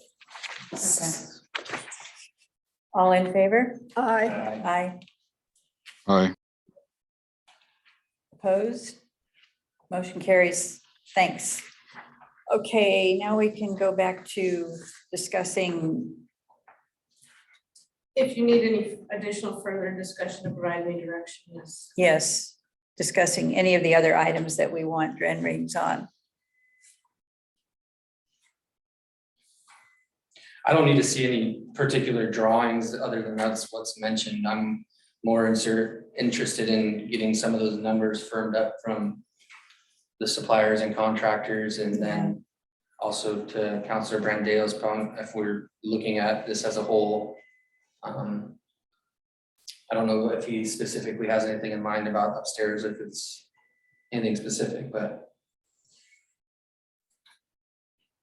I just don't want to see we removing things from the community all the time. Like the division of the community room would be something really nice for the community to have classes and things like that. But I guess I want to look at a whole picture, not just looking downstairs at the community.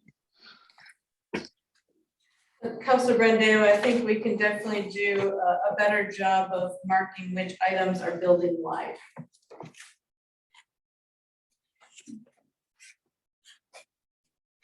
I agree though that the, with Guillermo, in terms of the community room, is that's a very, that room is very important to the community.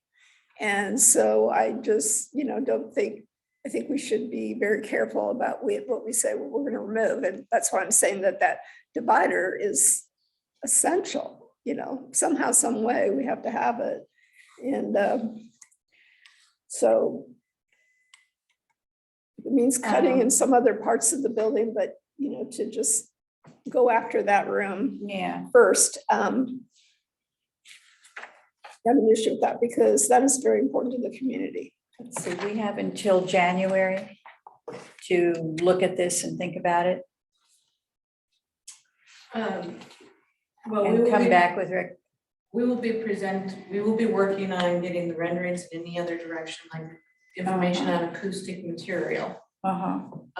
From now until your packet is delivered in the first week of January, for further discussion at the January meeting. so at that meeting, theoretically, we all should be able to have had some time to look at this and think about and ask for any information.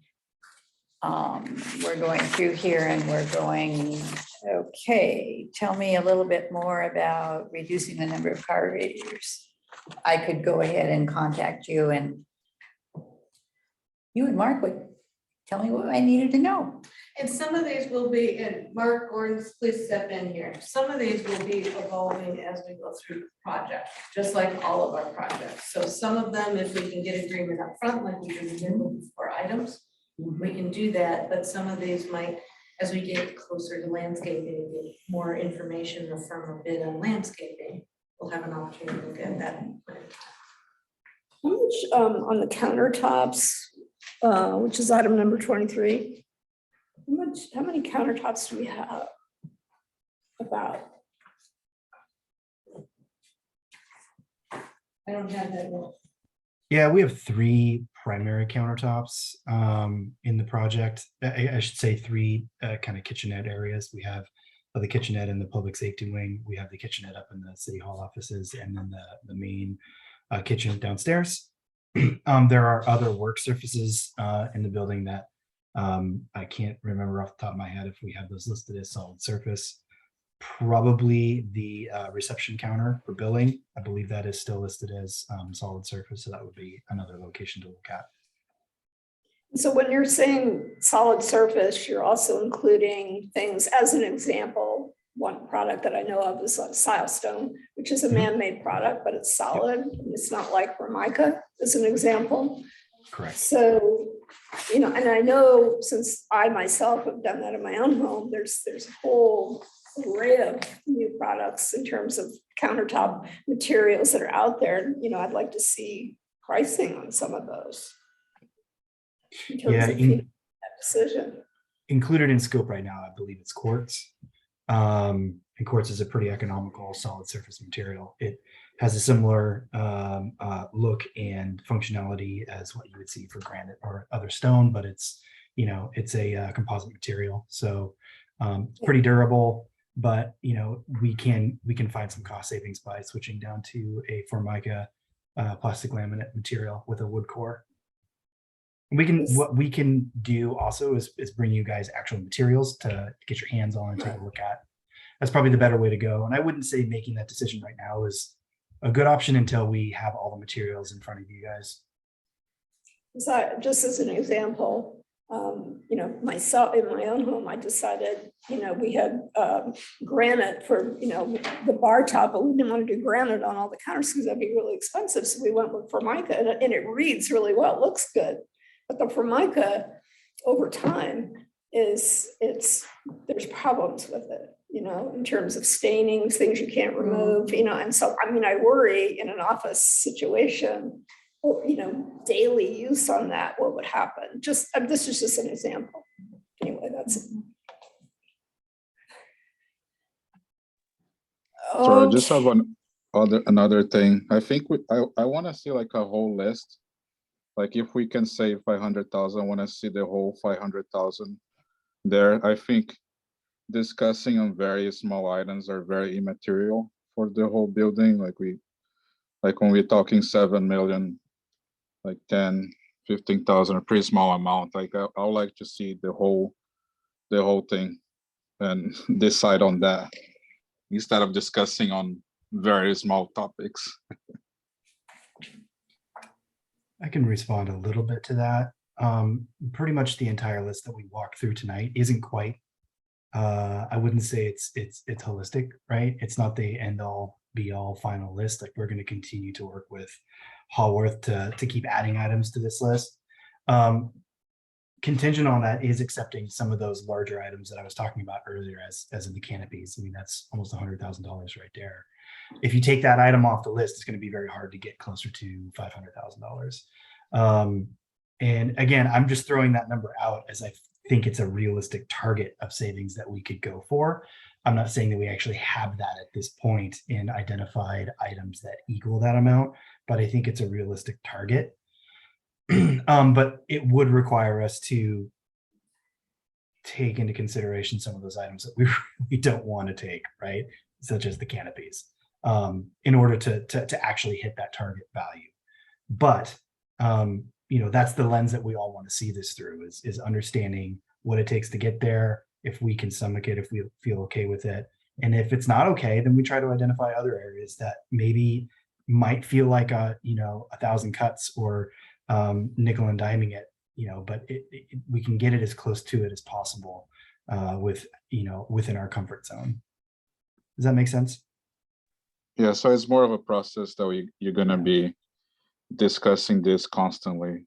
Yeah, absolutely. It's not gonna be a whole thing at once. Yeah, it doesn't have to be like. all done by January. No, not at all. We'll continue to, even as we ramp into construction, this will be an item on our weekly construction log that we will look through and track, deductive change orders, VE lists, all of that. So it's definitely an ongoing process. Is that Thank you. That answers my question. Okay. One more little thing. This might be more of a discussion for a later time, but back to the community room, that perhaps, and I don't know if this is possible in terms of looking, as I know there are grants out there available for community, even community buildings, but a community room. Is it possible later to apply for a grant for basically everything that goes into building out that particular room? It would depend on the parameters of the grant. So each grant is very different and depends on how they will fund projects. So it would just depend on the grant. So as long as we're keeping our eyes open and looking for grants and trying to find the information, we can always do that. So I know in Dayton, they built an entire community center through a grant, so I don't know. Anyway, it's just something I think we should look into, and we might get a way more cost savings if we can go that route. Yeah. Makes sense to me. Does anybody else have any comments on this at this point? All righty, moving right along here to the financing package for the civic building project. Okay, what you have before you on page 49 is an informational, not required to bring it back to council, but we wanted to be transparent in the negotiation and how we got to choosing government capital to finance our civic center. One of the key components, they offered us the largest length of term at 25 years. All the lenders have the same interest rate because we're a tax exempt organization. It's a different formula than if you yourself took a loan out. We get a lower interest rate by being tax exempt. So those were comparative. And then we had to do some reference checks. And just recently, the government capital is doing the new civic center in Silverton. And we called, talked to them, how's the process, what would they like to work for?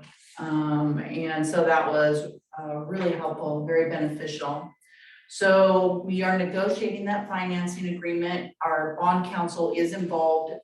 I've seen the financing agreement. Bond counsel's been making comments back and forth. There's a couple changes on the memo that, through our negotiations this last week, we now have the ability for a one-time principal reduction of up to $1 million, not 500,000. So as we continue to do cost savings, the project has to be deemed complete, and then we can put that back. So that's a really good, it was a hard negotiation this week, but we really felt strongly about having a larger one-time back. The other thing that was different from the last time it was before council, we were originally wanting to do a drawdown, but the drawdown, we have to pay points, escrow fees, and then it's a higher interest rate because it's labor intensive, not only for staff, but for the escrow company itself. We have to provide construction documents, specs, we have to request money, we have to hold vendors up, and it's a whole big thing. So it's a higher cost to the city. We are allowed to put the money in LGIP, which currently has an earning rate of 3.1%.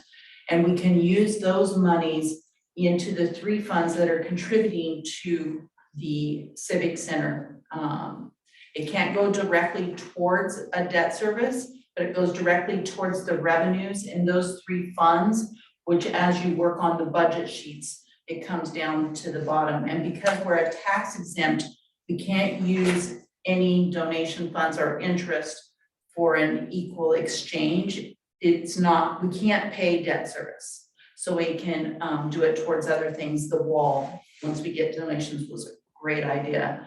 And then the interest we're earning will help the 3 funds doing that. And just a reminder, the reason that the city is in such a good financial position to do this and have the ability to pay this is Chad Olson back in 2014 knew that we needed to replace. So he created a transfer program and he created a revenue stream from the 3 funds that are going to be paying this debt service and created that. So that's why we have such a high credit rating. We had saved for it, we planned for it, and made us very strong, healthy, and very healthy.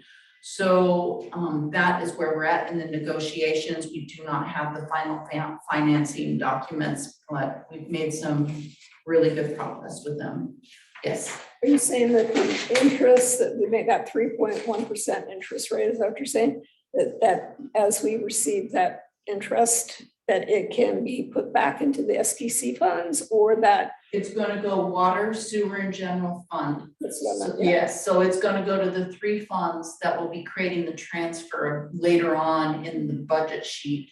But it goes in as interest revenue and then helps offset all 3 funds. As opposed to the other fund that we've set up to save. The capital improvement So fund. it won't go there, it'll go. A small percentage does go into the capital improvement fund, but the debt service itself doesn't reside in any of those funds. It's by Oregon law, it has to be its own fund. So it's all done by transfers, and some can carry balances and some cannot. It's a very complicated governmental accounting equation. So I'm really pleased that we got a really good financing company. It's unheard of to get a fixed rate at that term, especially with how our economy's been switching back and forth. So very excited. The runner-up was a 20-year term, but they had higher cost of fees for the ability to refinance and some other components, and we feel really comfortable with this one. Thanks, Christy. There's no action we need to take on this. This was just an update from But if you guys. have some questions, or I'm kind of living, eating, and breathing this right now. So you can shoot them to me if you think of them later, or call me anytime. I'll be happy to talk to you about it. And they are working very hard and diligently to get this paperwork done prior to another rate. Yeah, the Yeah. feds are meeting again next week. We've got a temporary lock, but they're hoping to have, I saw the final draft with some markups that they're having me do. We should be the next day or 2 from a lock, full lock. And right now, tentatively, we're expecting financing by the 16th. Yes, at 5.8, you said 5.7. 7. And it would be nice to keep the points, everything down as much as possible. So, Jeremy, did you have any questions, comments? I don't. I don't have any questions right now. thank you. Anybody else? All right, Thank you very much. thanks, Christy. Moving along, transmission line project and grant update. Thank you, Mayor Council. This is such a large grant that we thought it would be nice now that it is closed out and finally complete, that we give you a summary of what the grant budget was, the funds that were expended, and the project deliverables. And those are all summarized there. Yes, so Mayor and Council, this was very exciting. As I've told you before, every grant has its own rules and every grant behaves differently. But this one was deemed by legislative appropriation, no matching funds were required. And in it, we were awarded $7,150,000, and we came pretty close to spending every ounce of it. We had a lot of deliverables on this,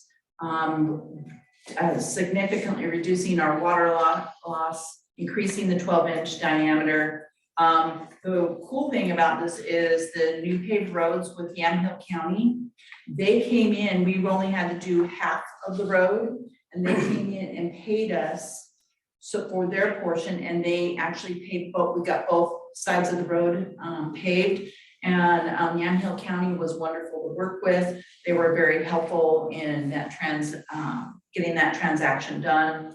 We also were able to replace a lot of the old water meters, and we just had a ton of deliverables out of this grant, and it's a huge impact on the city for that water loss. So as it's traveling down, we're just not spilling water into the just back into the ground. Now, are we back on our water line now, or are we still? No, we are not, because we're still in the midst of the reservoir project dredging. So, and the dredging, and we just, Warehouser just signed off on some other things. We're still waiting for the floating intake valve construction. We've got some other pieces that we're tying in. We'll probably close that grant. We have until October of next year. We'll probably close it just as we get to in-water season in case there's any in-water work. I believe that starts July 1. So they've got to do cleanup, make sure the roads just got redone. So we've got some other little projects in there for that grant, and then that will close next year. We also need to complete the upgrade to PLC Yes. that we talked about last month. And so that they will be on site next week, working on that, getting that done. And so that will help us move closer to being back on our own water system. And I'll come forward with a report on that. And then you've got the 5.8 million awarded to it. So all these grants have had a significant impact to the city of Carlton, not only for good infrastructure and for future development, but also the ability to do transfers and create. And this civic center itself is the community's asset. It's not the staff's asset, and being able to provide safety to our citizens, because that I can't tell you again that ice storm and us scrambling around trying to help all those people, and we didn't even have power. And it just, so I thank you profusely for that. But these grants contribute greatly to the success of being able to be this financially sound. And to Christie's point, we have the 5.8 for the wastewater treatment plant upgrade that is required. We need to do that because we're receiving violations. We received also 550,000 from county ARPA funds. Those two alone are 6.35 million. We're also, knock on wood, we are slated with federal earmarks to receive $2+ million for the sewer line system on Grant Street, another $1.5 million for West Main Street work. If you add that to the 6.35, we're at 9.85. So I know we've made some very difficult financial decisions this evening. I'm sorry. And add the 7 million, that's 17 million, right? Well, yeah, I was just going with Yeah. more recent grants. Yeah. Just recent ones, not even adding what we've already added to the financial picture. But just the ones this year, within the last 12 months. Yeah. And the grant towards code and the grant Yeah. towards, this city works diligently to get as much money to help get us to where we need to go. So it's been critical. Thank you. Are there any questions for city manager or anybody? Righty. Off we go to certification.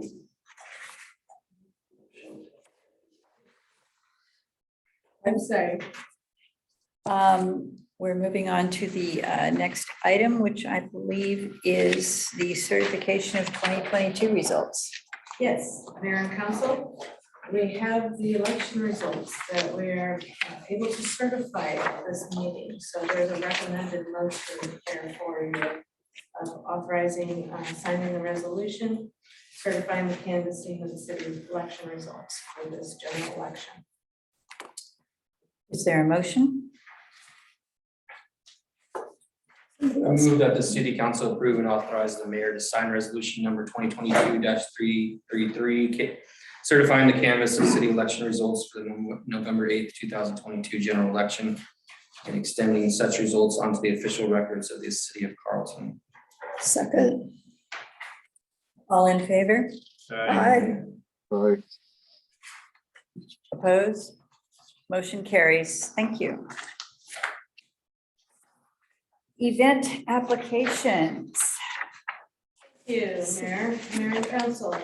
Following last month's meeting and discussion about event applications, staff went back and did a lot of research and pulled together some information for you about the background of event applications, the timelines for submission, also gathering the information and working with the applicant to get that information for council and the amount of staff time that goes into it.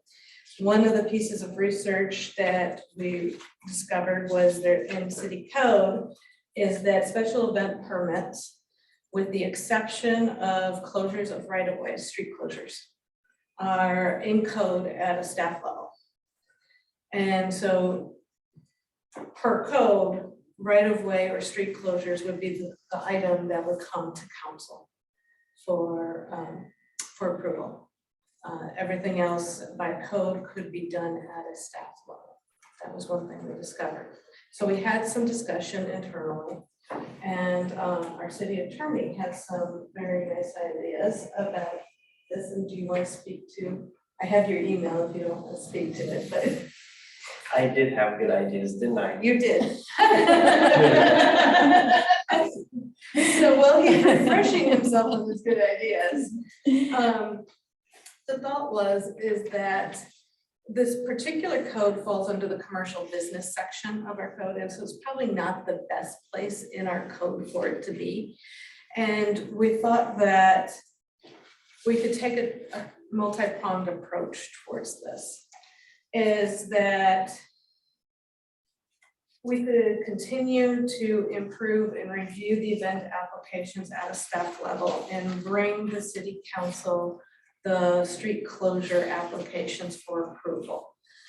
We could also bring you a list every month, and I kind of gave a very brief example in your memorandum of just 2023 applications, and we could have the event, how was it approved, staff level, council level, when was it approved, and what dates are it gonna be, and it could just be a running tally throughout the year.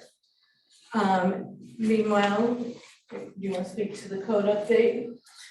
It's like Shannon said, this code section is the only section in the Carlton Municipal Code that discusses event applications, and it does fall within the commercial business district, which makes it seem like maybe it doesn't apply to the rest of the city, but the practice has been that any events do fill out the same application.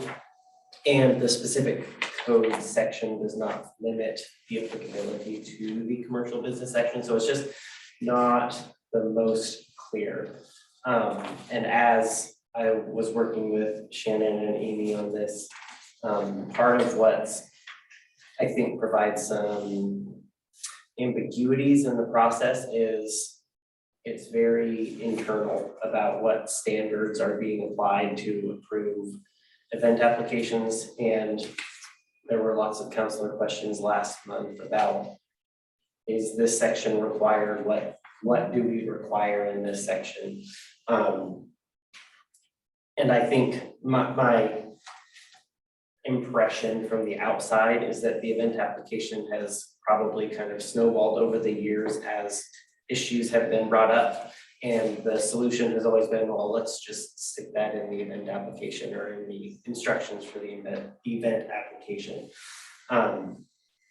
But the code provision could be clarified, and we could include specific reference to policies that are adopted so that it is more uniform, so that the council has more input on the front end for what those policies look like, instead of having to be down in the weeds on a monthly basis approving these event applications that, like she was saying, per code, only staff. Like alcohol permits as an example, including that. I mean, it's in the application, alcohol permits, is that what you're saying, like include that in the code so that it's just uniform, is that what you're saying or no? Well, I think the alcohol permit is a separate piece. I mean, it is part of the event application, but it's not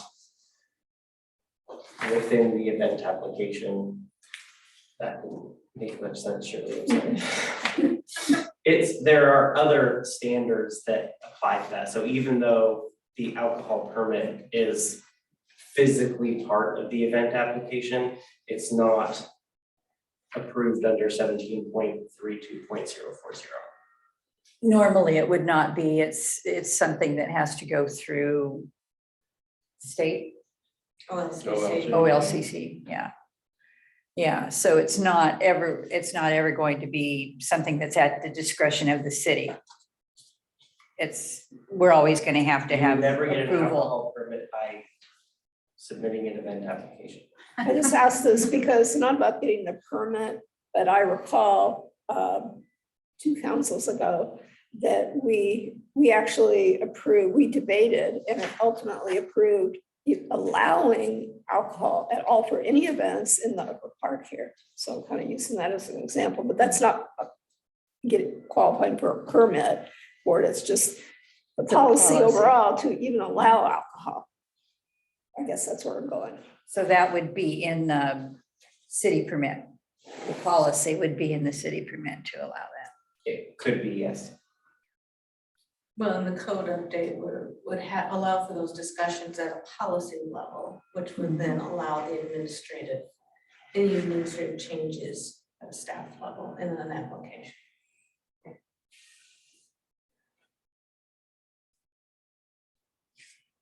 So my thought is that we follow code and review special event applications internally. And if there are street closures, to bring those to council. And we will keep a running list to update council on how they've been approved, what the event is. And my recommendation is that council direct the staff to work with the city attorney to bring forth language as a draft back to you for a code amendment and for discussion. And this is not anything that needs to be rushed. This can be done in alignment with our other code updates, not during that same process, but we can do it along. What if there's, some request for an event that whoever's doing the event, it's something sort of out of the ordinary? Would that come to council to discuss? Per the code, right now it would not. It's just the road closure. What kind of out of the ordinary did you have in mind that you're concerned about? Well, I don't know, it's hard to, Didn't we have a discussion before when the group came that was doing the In the park. Parks with the the swords. swords and all that kind of stuff? I mean, I think that's kind of something that maybe council should know about. I'm not that per se, but just something like that. And would that would be a discussion we would have during the code update as far as a policy of if there's gonna be overnight camping. That is something that would trigger a council review. These are the. Any events with swords. And we, Opposed to camping, but okay. we have had regarding overnight camping, when, big bicycle groups have come in and wanted to camp, that's come before the council. So if we could include that things that are sort of outside the normal events we have here, that it does come to us. That could certainly be part of it. It has sort of a dual track approval process, so figure out what the triggering criteria are. But I agree that overall, I mean, it would be much more efficient to just sort of take this process out of the realm of us having to look at it every month or two to approve an event. If it could be standardized, then you all just do it internally, except for the road closures. Except for the road closures.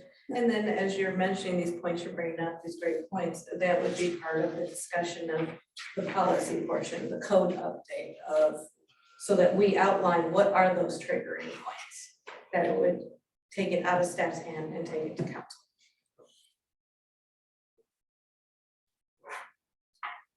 I have a question.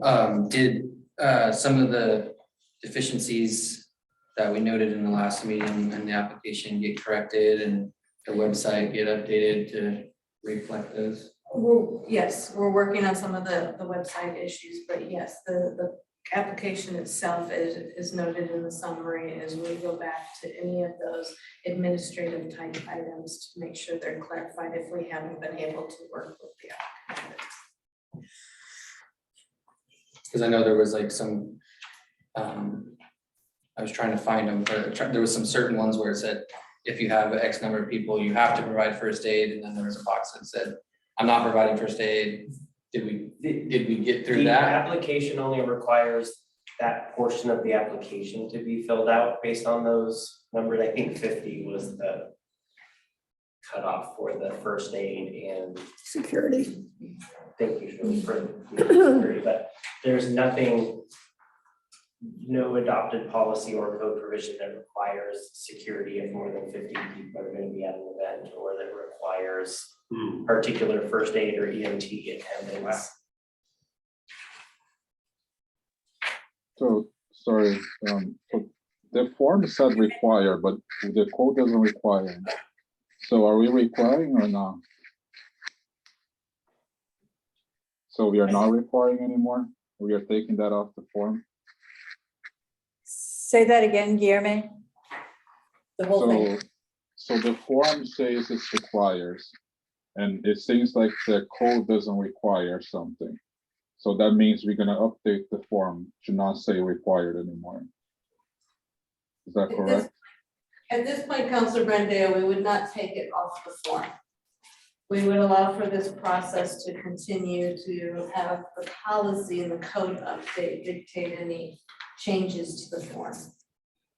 So we wouldn't be making any changes to the form or any changes to the policy that we have now until we start doing the code work that we're going to be doing later on next year. Yeah, staff will only do administrative cleanup to the form.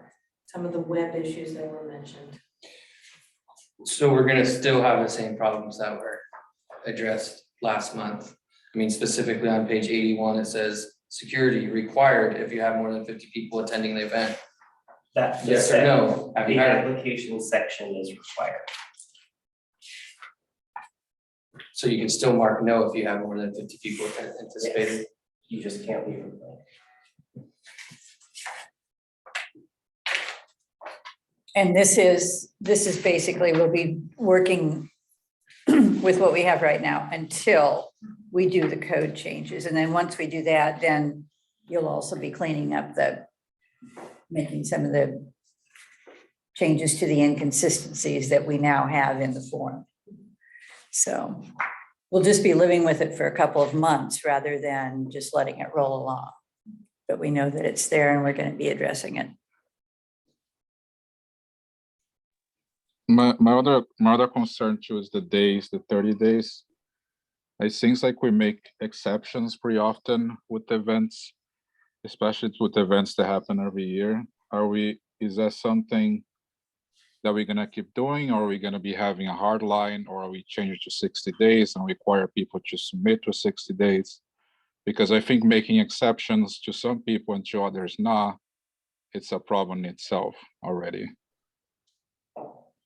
That would need to be an additional discussion. We do work very hard with the event planners to get them so that we can have it approved by council or approved as required by code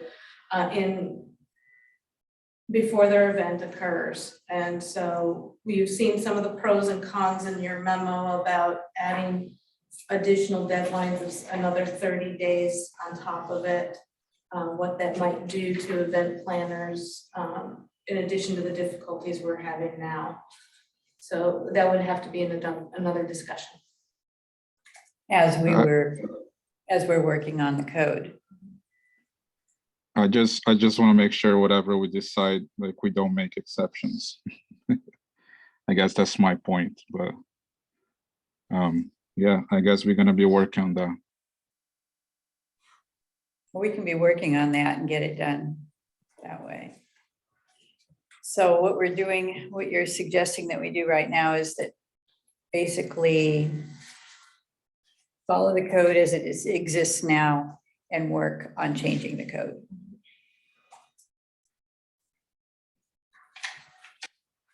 I would like to, I do appreciate the mention that we would see a list monthly of what was approved or denied. I mean, I don't have a specific example whenever anything's ever been denied, but it would be nice to kind of have, if we're seeing the street and right of way for parades and things like that, improving that, but it'd be nice to have some. Have an idea. What's happening in Lower Park. It's a good thing if we know, yeah, I agree.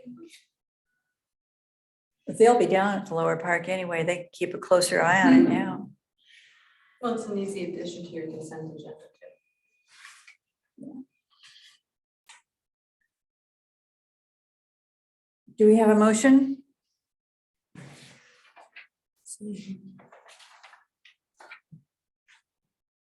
This right here? Yes. Okay. I move that we follow City Code 17.32.040, Paren 5 and Paren, which designates all right-of-way used for events to council while staff processes the special event applications and authorize the city attorney to update the current special event process in code. Second. All in favor? Aye. Aye. Aye. Okay, motion carries.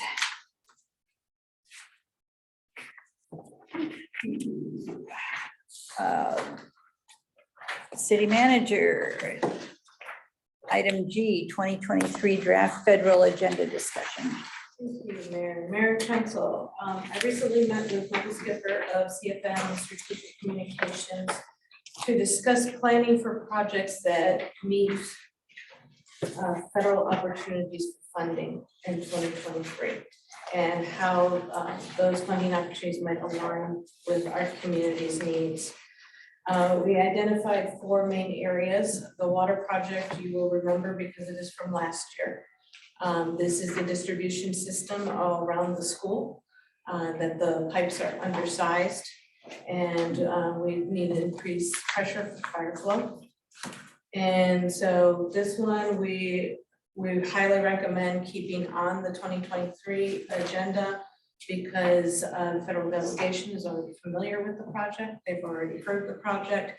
It has strong support from the state. In fact, the state offered us loan opportunities for this project.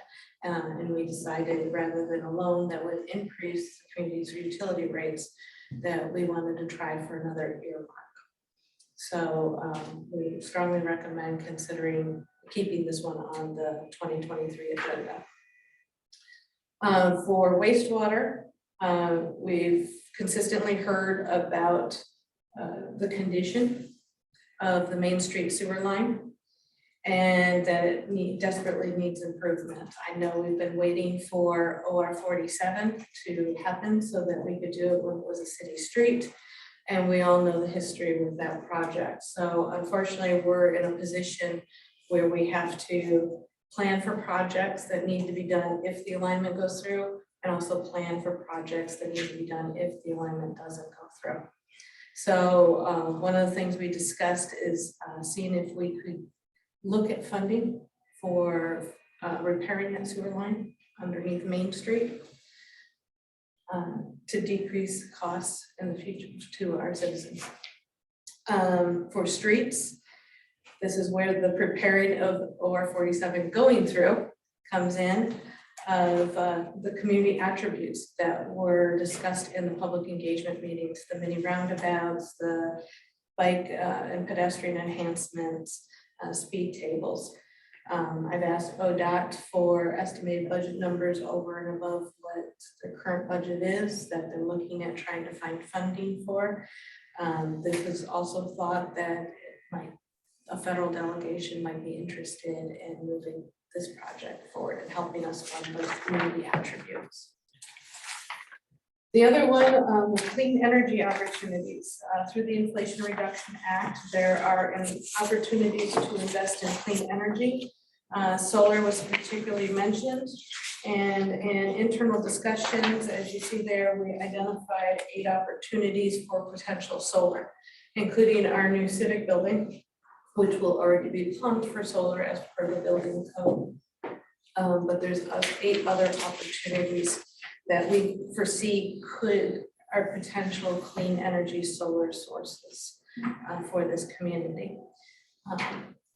So if council likes the idea of looking into these projects and pushing these forward as a federal agenda, I'll work internally with the team to start identifying scope and what the amount of funding we think we're going to need to start basically narrowing down the project, getting more detail for council to look at again. CFM, Michael Skipper, is probably going to be here January or February to talk about the status of our 2022 federal funding. So is the idea that we would be submitting all of these and then out of those, a couple would be selected, or how is that? Yes, so like last year, we had 4 or 5 projects, I remember, and we submitted sheets, interest sheets, for lack of a better term, to the federal delegation of these projects. And these sheets, we fill out narratives and project budget and matching fund, do we have the matching funds that are required? So we fill all that information out that they request and we submit those. Did CFM indicate of these that you've identified any that are sort of just at the outset stronger than others? No, the most discussion we had about strength was just the water project, just because of the familiarity that I already discussed. But no, we didn't say one was stronger than another. Sometimes that occurs depending on the interest of the federal representative. I know they're waiting to vote on the appropriations, correct, so that we can be funded for the remarks that we've already did. Is there any kind of update on timeframes for that? The last update I had was hopefully by approximately December 16th, but we can all go home and watch the news and see how that's progressing. Yeah, scary Are time. we looking to do the shared parking? Because our new building isn't gonna have enough parking? So our community room has the capacity to have a lot more people, a huge amount of people compared to this room. And so anticipating that there could be some large events or some large meetings there, we want to be proactive about identifying shared parking opportunities that have a mutual benefit to the Civic Center, but also to the community. So we're building and designing a building that can have capable parking for what the building can accommodate. It doesn't have full capacity for all that parking. That was discussed at the planning commission.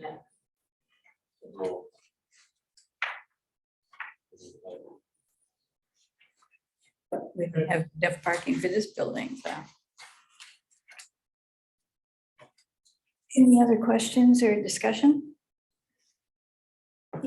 So in general, are you okay with moving forward and for me investing energy in defining these projects a little bit better? Yes. Thank you. And that brings us basically to the end of our meeting, except for, You can make this really short. oh, come on, you're not gonna let me read it? No. I'm sure you get one. This is a certificate of recognition and appreciation to Jamie Eglin for the last 2 years of her life. Good experience. And we're really sorry that you're leaving. Oh, no, it's good experience. So if you would like, come on, we gotta read it. The City of Carlton City Council, city staff and residents wish to express our sincere thanks and gratitude for your community leadership as our city councilor. Since your swearing in on February 2nd, 2021, you have demonstrated tireless service to ensure Carlton continues to be a vital and livable community. As a community leader, you served with conviction and worked in your own unique way to shape Carlton. You made personal sacrifices, probably too numerous to count during your years of public service on the Carlton City Council. In recognition and admiration for your distinguished service and for your commitment to the community and city organization, we extend to you our most sincere best wishes and appreciation and our gratitude, and we will miss you.